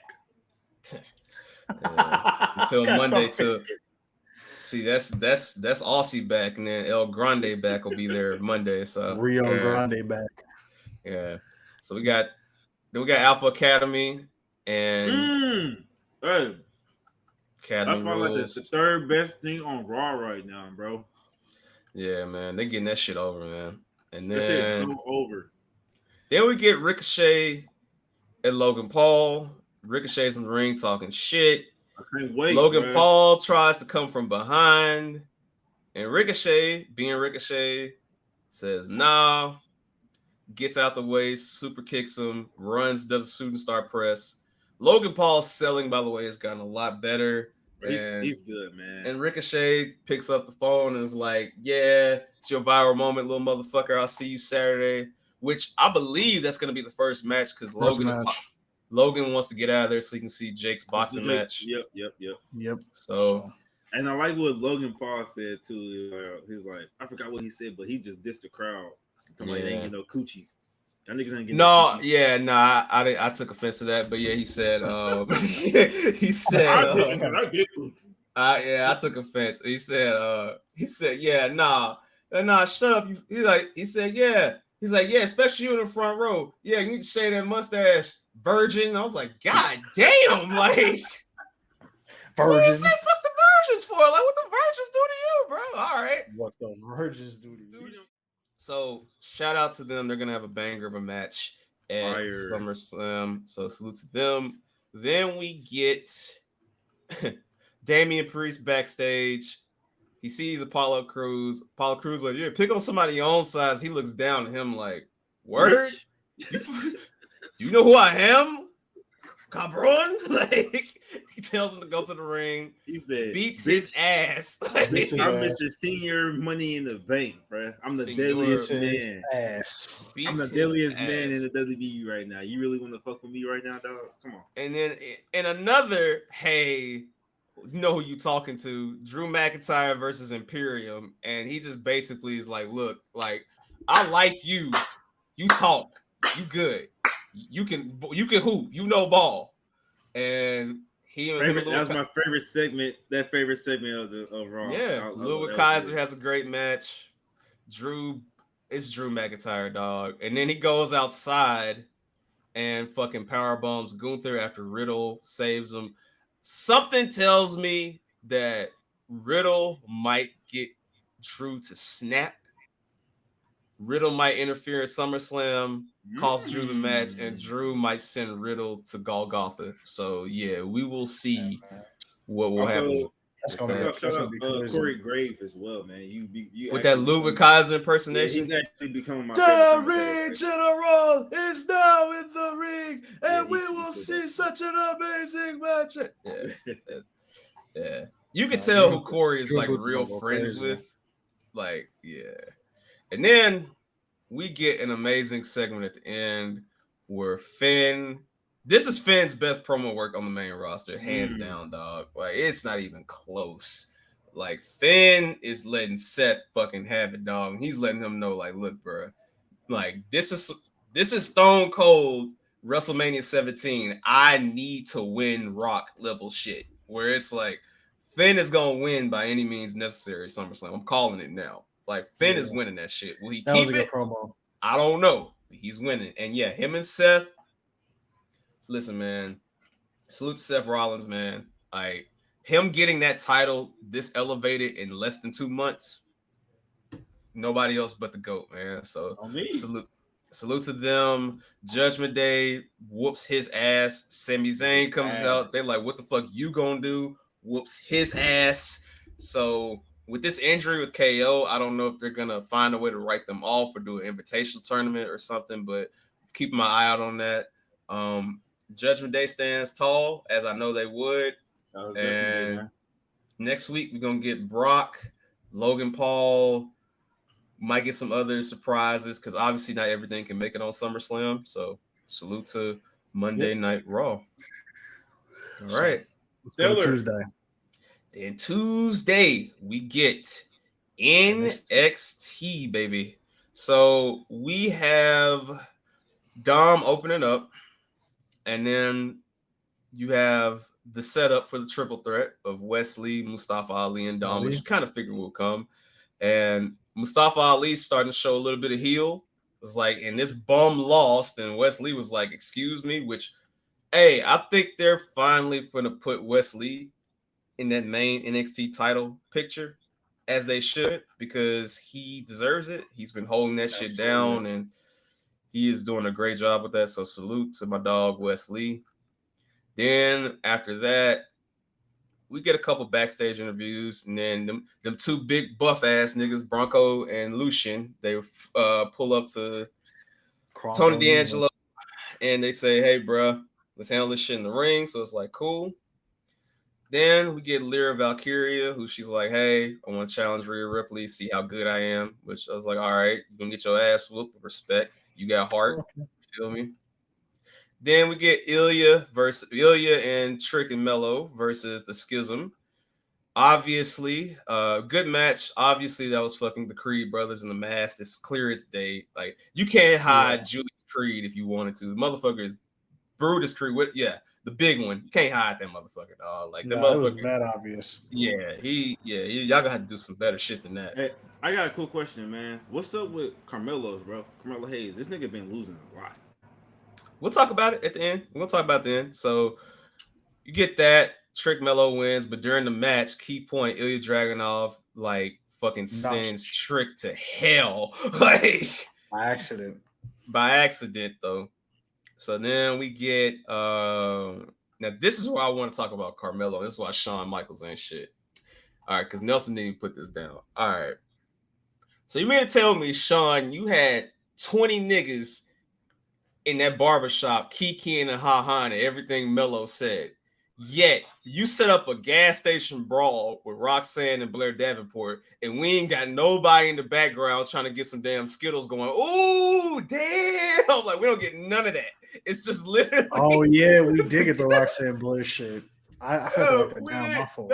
They were beating each other's ass, and they didn't have nobody in the background, like, you know, doing sound effects, like, ooh, shit, nothing. It's just they just in there scrapping, dog, over there when they fine by the soda machines, over there by the strawberry shortcake, the frozen junks. You know what I'm saying? The bars and shit. Like, yeah, bro. Roxanne smacking her with a pack of Reese's. Oh, fucking taking a shopping cart. I'm like, why the fuck do you have a shopping cart in the gas station? But all right, taking the shopping cart to shoot. So sports entertainment, man. Yeah, there was mad tables. There was mad tables in that gas station. I was like, God, I was like, is this a food court or a gas station? Which one is this? It was in a Florida bodega, dog. I was like, what the fuck? Bro, that shit like a restaurant. Yeah, man. But they needed that to help build up their match. When we'll run the card for Great American Bash at the end here. So they get that. Von Wagner comes out with new music, some cool ass music, by the way. He does a one-arm spinning spine buster. Hey man, look, they getting that shit over, man. Listen, give it some time. But get that. Then Braun Baker comes out, beats his ass. So I don't know if they're gonna do a match at Great American Bash. I think they are, but I'm gonna double check. So I have the card up too. So yeah, we got Gable Stevenson coming out. And then before Gable Stevenson, we actually get Ilya telling Melo, like, look, I ain't got no problem with you, but keep your boy down because I can't control how I'm going to whoop his ass if you keep on talking. And that sets up what happens at the end of the show. But before that, Gable Stevenson comes out. He's like, man, I don't know what I want to do. Baron Corbin's like, look, man, I need to win. I need to do something. So if you keep on, I'm going to whoop your ass. And so Gable's like, all right, bet. Suplexes him, and then he's like, yeah, see you Saturday. So Great American Bash. It's going to be Corbin and Gable. You mean Manny from Black and House Table? Not playing. All right. All right. Shout to Manny, man. Nah, I shout to Black and House Table. I called that. I told Manny, I said, best of luck on Sunday. That's crazy. That belly-to-belly and German suplex was clean as hell. Yeah. He's a wrestler for real. All right, we get Cora Jade and Dana Brooke, which at first Cora was whooping her ass, and then Dana turned around and she was fucking caning the shit out of her. That candlesticks was going crazy. Crazy. So you got that. Then we get Dana Brooke won. Dana Brooke won. Yeah. They gave Dana Brooke a chance. They took a chance, y'all. Yeah, man. So you got that. You got. I hope y'all are happy. You got Regal's son. I know he's Charlie Dempsey, but I'm just gonna call him Regal's son because that motherfucker looks just like Regal. Regal's son TV. Regal's son recruits Damon Kemp, so we'll see what happens with that. Got Bronco Nima and Lucian Price versus the D'Angelo family. And during the match, Axiom said, fuck this shit, took his revenge on Scripps, causes the distraction. D'Angelo family win, and they have a match Sunday with the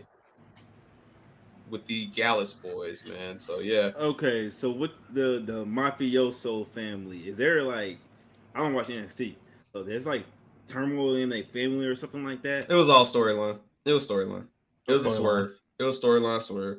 And it was well done too. It was well done how they did it. So basically, he made it seem like he was a rat, but he wasn't, to get back. Oh, yeah, very good story. Yeah. I tell you what, when you watch the PLE Sunday, Marcel, watch the video package. It'll explain all that shit. So got you. Cool, yeah. Cool. All right, this is like one of my low key things I like because it's so fucking stupid and it's like some of the shit that like a non wrestling fan wouldn't like. But this metaphor shit with Noam Dar was fucking hilarious because he's just like, oh, I don't have my title. Then they give him this like I guess like they made him, his own personal Heritage Cup. Then suddenly, like he does a backflip, he's no longer injured, and he's just like, "Yes, I'm back!" Like it does some ridiculous, corny shit, but it's hilarious. Like Noam Dar is really like Mr. Bitches, Adam Rose, and Zoolander put together. Dog, hey, because look, if I got to be around Lash Legend and Jakar, hey, I like how you put that, Nelson.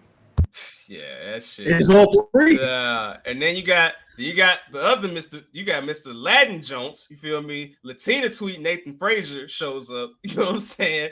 And he pulls some of his, with them, and then you can tell that's going on. Then of course we got throughout the show you get different promo packages. You get Tiffany and Thea hyping up their match. We get Lyra Valkyria versus Rhea Ripley, which was very good, and Rhea sends her to hell like we know she would, but it was one of those like, hey, you're next up kind of thing. So we end the show. Yeah, we end the show with Trick Williams getting his get back, but Ilya's like, fuck all that, and he beats the living shit out of Trick. Mello tries to get in there. He fucking sends Mello to hell. And he's like, yeah, man, look. See y'all Sunday. He said, I'm a man of honor, but all you're going to have left is fucking Trick Williams when I'm done with you. Because after this, I'm taking your title. And it's like, yep. So, Sunday, we get the Great American Bash, where we get a 8-person mixed tag match with Dragon Lee, Nathan Frazier, Ulissa Leon, and Valentina Feroz against the Metaphor. I'll just say I think Metaphor is going to go over to set up a future match. We've got Dirty Dom Mysterio versus Wesley versus Mustafa Ali. This will probably be match of the night. Them boys going to go crazy. Match of the night. And I think Dom keeps the title because if you watch WWE's YouTube channel, and you saw Rey Mysterio tell Dragon Lee, "You next up and whoop my son's ass," that might be the NXT SummerSlam match they said was going to happen. Dragon Lee versus Dom, yeah. Hey, LWO, baby. And when we get into SmackDown, something happened tonight. Hey, man. Wait, LWO, baby. We get an NXT North American match at SummerSlam? We might be. The rumor's been that we're going to get an NXT match of some sort at SummerSlam. And I would imagine it would involve Dominic Mysterio because he's the champion. So he's probably going to hold that title. So, yeah. So we might see something along those lines, man. But we will. What they say to the moon, they pushing this man. Shout out to Dom, man. Hey, man. Shout out to Dom. Shout out to Dragon Lee. Shout out to the Luchas, man. Wesley, Mustafa Ali. All the leads, man. All the leads. The black leads, the brown leads, the white leads, the Asian leads, all the leads, man. The Muslim leads, you feel the rainbow, the rainbow of leads. Yeah, that might be the title of the episode. All the leads. All the leads. Lee and Lee, like fucking Tony. Hey, Viva la Lee. Yeah. Viva la Lee is crazy. Viva la Lee. Next up, man, Tiffany Strand versus Thea Hall. Submission match. Thea Hale, I'm sorry. Pardon me. Tiffany Strand versus Thea Hale submission match. This is a submission match for the women's belt. Thea Hale, I'm sorry, but you are tapping out to whatever Tiffany Stratton decides to pull out. Baby Charlotte is not losing no time soon. So yeah. No. All right, we got Gallus versus the family. Yo. Every time I see Gallus, I keep thinking about the Jamaican word Gallus. No. And I can't unsee it. These are some ass whooping Irishmen. So I know, but every time I hear Gallus, I keep thinking of Gallus because of the Mr. Vegas song. Yeah. It should be cracking me up. But yeah. So yeah, I got Irish Gallus winning this. I think if the family wins, it's a cool moment, but I know they're not gonna hold it long. I think Gallus wins, and we'll probably get some more faction stuff later on. Then we got. I was gonna say this is a family. I think this causes a family split. Yeah. Then we got Gable Stevenson versus Baron Corbin. Baron Corbin is gonna look good for 3 minutes, and then Gable Stevenson is gonna go to work. So it's my prediction. Yeah. Roxanne versus Blair, and this is Roxanne's hometown. In a weapons wild match. Yeah, Blair getting her ass whooped. I'm watching that. I'm watching NXT this was Sunday, right? Sunday. Yeah, Sunday. Sunday night. What time is it gonna be? That usually Probably be 7 o'clock No, our time, Marcel.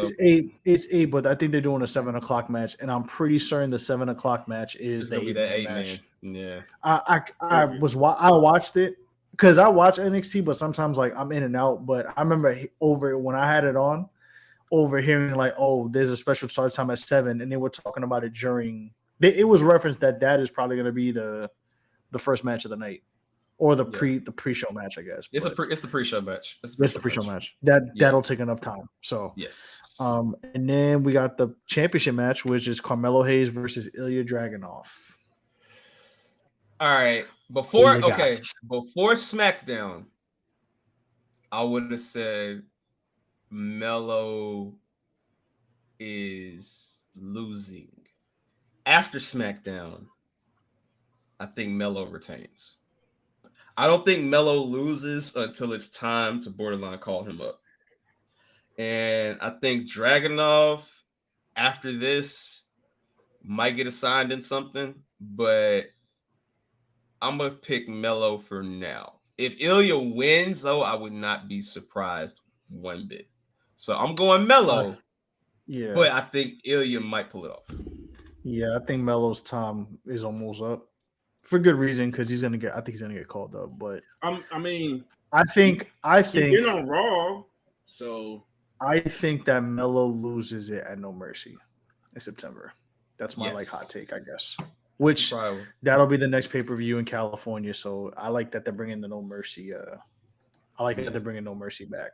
So I think Melo loses it at No Mercy. I think because this is their second match in a pay-per-view, or this is their first pay-per-view match. They've been in like multi-man matches. No, I mean in this current first feud. match.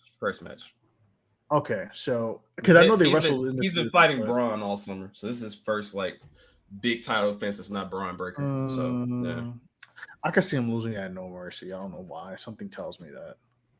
I could see that because remember we talked about September earlier in the episode talking about cuts and releases, and that may get finalized. So I think if that gets finalized, that may be. I feel like once they get all that figured out, that's going to be the time when you start seeing Braun and Melo going up. Going up. Yeah. Yep.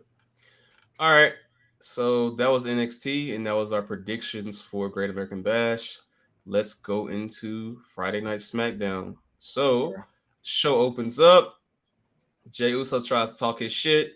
Roman comes out and he's like, "Did you forget that I was scheduled tonight? Like, bro, I paid to be here tonight. Shit your ass down." So they have a great back and forth. Roman's telling him, like a real monster, you wouldn't be shit without me in this town. And Jey, he's like, "Jey, what makes you think you can beat me?" And then Jey just simply tells him, "I already pinned you. Did you? And at SummerSlam, I'm going to beat you again," which leaves Roman highly pissed. So after that, Jey goes backstage. He sees Grayson Waller, which shout out to Grayson Waller. He's like, I should beat you and have you on my show next. Beat you, then watch you lose, come on my show next week. And then Jey Uso's like, ha ha, and then smacks the living shit out of Grayson Waller. So that sets up their match for later in the night. Then we get the LWO Invitational match. Santos. Great match. Now, I don't know, based on reports, if this is storyline injury. I heard storyline injury.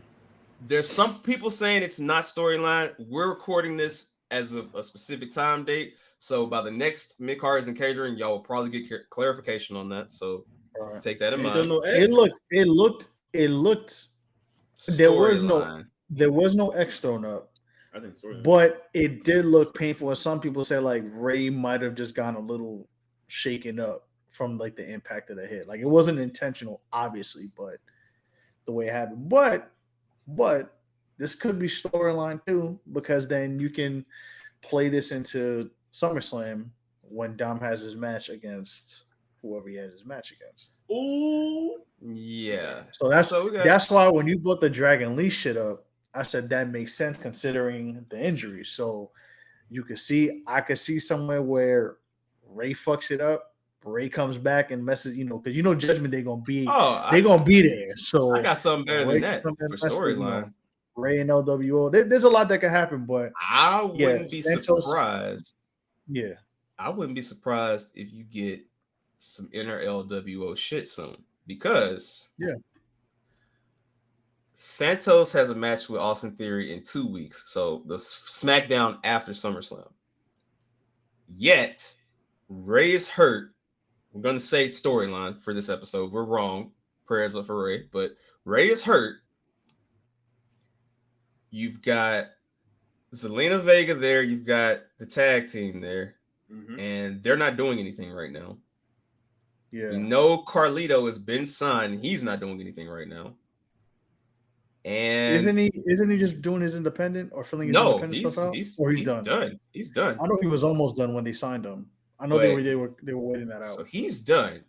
And even if he does, WWE will let you finish up those 2 or 3 dates while you're still with them. They don't care. Like under Triple H, they don't give a fuck because they'll be like, "Oh, that's what."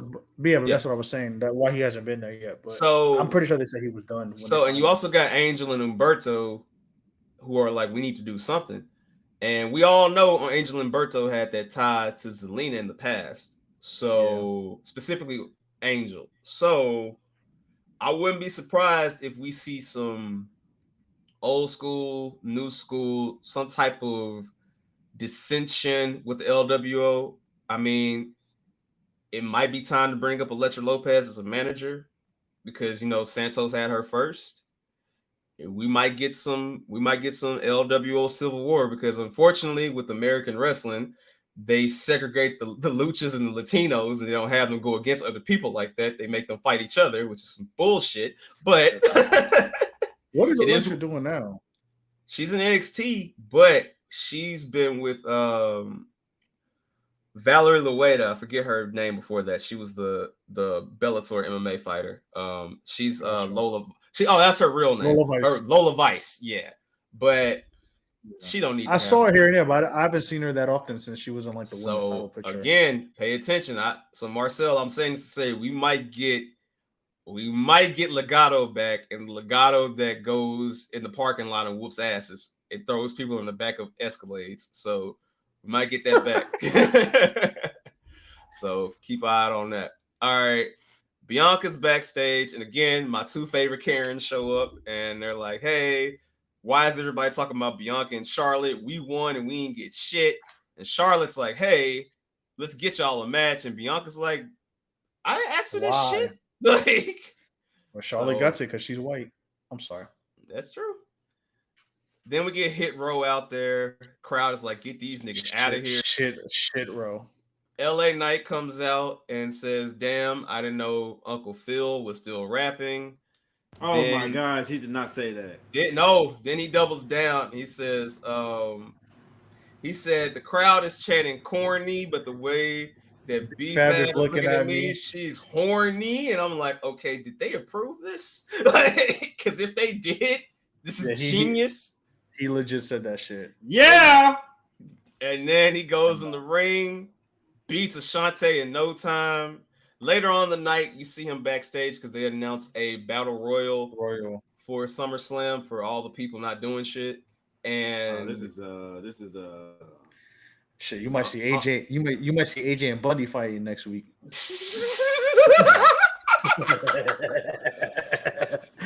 AJ, Bundy, Corey, Mike, and fucking Kurt all in the ring, dog.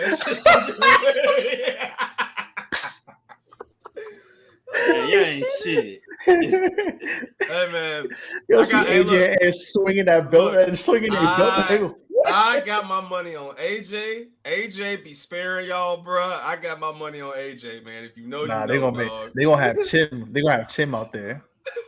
Oh, if I see AJ gonna do the like how they have like the 10 men lined up on the outside, and it's like the luchador, the high flyer that jumps into the pile. Yeah, it's gonna be AJ. My son AJ gonna hit the cleanest shooting star press on the outside. Oh my god! You gonna hit some shooting star press and some Jordan Forge. The Union, Incredible. the Union Force. The Union Force. Hey, Hey, AJ, this what the fuck you get for telling me I was gonna wear a dress for Temu, nigga. Fuck you. I'm dead. Yo, seeing AJ do a superstar press is hilarious. Nah, she love the AJ, man. So we Nah, get if you do some shit like that, I'd be highly impressed. the Street Profits backstage, and Bundy, Angelo Dawkins, you know what I'm saying? They tell him, hey, You fits his ass. Take that monkey shit off you, embarrassing us. Bobby literally had. You remember them women that was in the Thunderdome that MVP kept around Bobby? He had them come out and bring out some suits and say, hey, bro, pick a suit. Pick some. It's on me. It's on me. It's on me. It's on me. Yeah. Take that tech fleece off, nigga. He said, take them 2 headbands off and put on a suit. Put on a suit, my guy. So yeah. So that happens. Then that's crazy. He told me he had to just business casual. Yes. So Bianca and Charlotte have a great match with Chelsea Green and Sonya, pulling the will they coexist thing. Will they coexist? So after that, you see Bailey laughing, and then Bailey checks her bag, and Shotzi is on psycho time, which is this psycho Shotzi shit is starting to grow on me because that hardcore shit she was doing before wasn't working on the main roster. So maybe this crazy shit with her will work. No, they was calling her Botchy. Then you got Asuka pulling up, which we don't have time, but I just recommend everybody, if you have not watched this, please go and watch a translation of Asuka and Io talking trash to each other. Nah, that should be funny. Io be literally calling Asuka a piece of shit, but they don't catch it because it's a Japanese. Asuka be calling her like a little. Asuka be like little bro on her. Little bro on her. Io be calling her a bitch. Oh, like I was translating in my head tonight because I watch enough anime, and Io definitely said, little sis, I'm gonna whoop your ass and take your shit. And I was like, damn, man. Like, Asuka be calling her little Io. Like, yeah, it'd be funny. Paul, because that was Paul Heyman's call, right? In the Thunderdome to let her speak Japanese again? I think. I heard. Listen, man, Paul Heyman made an incredible. When Asuka started speaking Japanese again, I said, "Let's go." Oh, that's my favorite thing. Anytime Asuka's in the ring, she's like, "Oi, oi, oi!" Like that shit. But she be just mad quiet. You just hear, ah! Nah, her and Io, dog. Io being sick of Bailey's shit, or when Bailey be fucking up and she's in the ring. Bailey, what are you, Bailey? Like Bailey, killing me, dog. Bailey. Shout out to the Queen Io Sky, man. Shout Can't wait Asuka, for that man. cash in, man. Shout Shout out to great Japanese wrestling, man. So we actually like Japanese wrestling. We don't just have a fetish for Japanese women like most of you who say that you like Japanese wrestling. I'm sorry, continue. So yeah, he said, "Fuck the sickos." Yeah, and then again we got LA Knight and the Wall Runners. LA Knight setting up the Battle Royal. Sheamus pulls up. Sheamus is like, "All right, you know, you like to say your little catchphrases. We like to have bangers." LA Knight tells him, "We're gonna bang your head in that ring," and Sheamus they keep said, on going. By the way, Sheamus says yeah, and he literally almost breaks character because he wanted to laugh so fucking hard. Like, just pause that and look at Sheamus's face. I saw that. I caught that. When the cameras cut off and they told him cut, that Sheamus probably was crying laughing when he said that shit. Carl Anderson gets his ass whooped. We didn't have to get into that. What baby? What's that Baby Trout song? Whoop the fucking do. All right, next. Who? Then we get the main event. It ain't even worth it, bro. We get the main event. Grayson Waller and Jey Uso. Grayson Waller made it best SmackDown this week. Yeah. Wow. Main event, Grayson Waller, nigga. Put some respect. Grayson and Jey wrestled. Yeah, it was a good match. Listen, man. And there. Then post match, Solo pulls up. Jay gets the better of him. Roman pulls up, hits Roman with the spear. But then Roman finished. Don't forget to mention he finished Grayson Waller with a spear to win the match. Yeah, he speared him to win, and then they started going crazy. Yeah, and then Solo comes up and he lays him out with the spinning Solo. Which, by the way, his Uranagi, that shit is amazing. Like the way he pulls that off. His Uranagi is better than Samoa Joe's. Like that spinning Solo shit is fire. Picks him up, Samoan spike. Roman's like, nah, nigga, let me show you what a real spear is, and sends him to hell. Hit him with the spear and the spike at the same time. Yeah, so then we get set up for next week. on SmackDown, which will let me see if I can pull next week's card up. But yeah, man, more shit will be announced. But you know, we're gonna see some fun stuff, man. So I am hella appreciative of SmackDown tonight. Got some seeds, got some interesting stories on the way. I'm just now seeing breaking news. So it looks like the main event of Monday Night Raw will be Sami Zayn and Seth versus Dominic and Damian Priest. Very interesting because it's not Damian Priest and Finn. So that's going to be interesting. So you got Brock Lesnar, you got Logan Paul appearing. So, and this is going to be in Houston, Texas, man. So that's going to be interesting for that. So next week on SmackDown, you get Sheamus and LA Knight. I'll be very curious to see who wins that one because both of them kind of have some momentum. And then, of course, you know, more will be revealed because obviously they got to do something for the Go Home show for SummerSlam. We have a little promo from the Bloodline. And that is our show for the week, man. So, again, man, Aunt P, my guy, AJ, I appreciate y'all letting us on, man. Letting us take over, man. Round of applause for y'all. Love to y'all.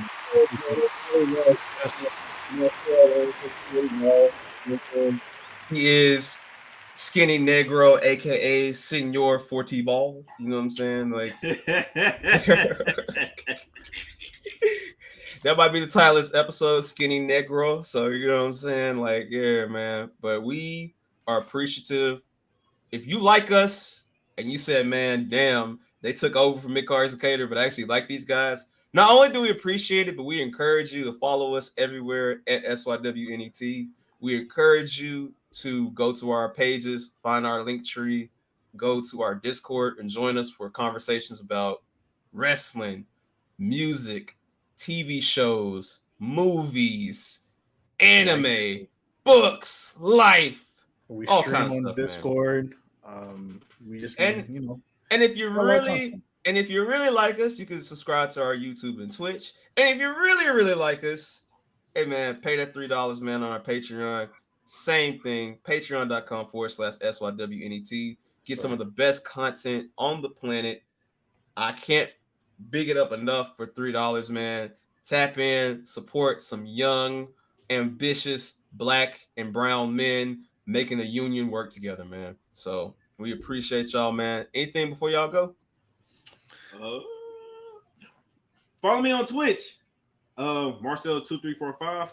I'm playing Max Payne 3. So definitely follow me up there. I got my shit ready going, man. It took me a minute, but follow me on there, man. I'll be on Fortnite, Madden. Like I said, I'm playing Max Payne 3. When Spider-Man is dropped, I'll be definitely streaming that as well. So follow me up on there. But yeah, man, for sure. All right, my guy Nelson, the founder. Anything else before we get up out of here? I mean, you pretty much said everything. You know, just follow us on all the platforms. If you aren't familiar with us, we do go live on Thursdays at 9:00 Eastern for our episodes. We drop on Friday the next day for audio. Like I said, we got a gang of stuff on Patreon. We're on Twitch, Discords. On Discord, excuse me. We have a Discord, the Union Discord with Midcarders and Catering. So if you're not too tapped in, see us, you will see AJ, you will see Bundy. Yes. Might see some other familiar faces, might see some cool faces you didn't know were in there. So you know. Yeah. But yeah, man, just tap in with us. Tap in with us. On whatever your preferred platform is. Again, appreciate Anna and AJ for taking a week off and letting us take over and talk some wrestling. And maybe we'll do the same thing with them too. We might. Ooh. You never know. But hey, all right. Only things for sure is nothing's for sure. But hey, follow us, man. SYWNET. Yeah. And on that note, peace and love. Hey, man. Viva la raza. Hey, man. Viva la raza. El Cabrón. Puerto Rico. La raza.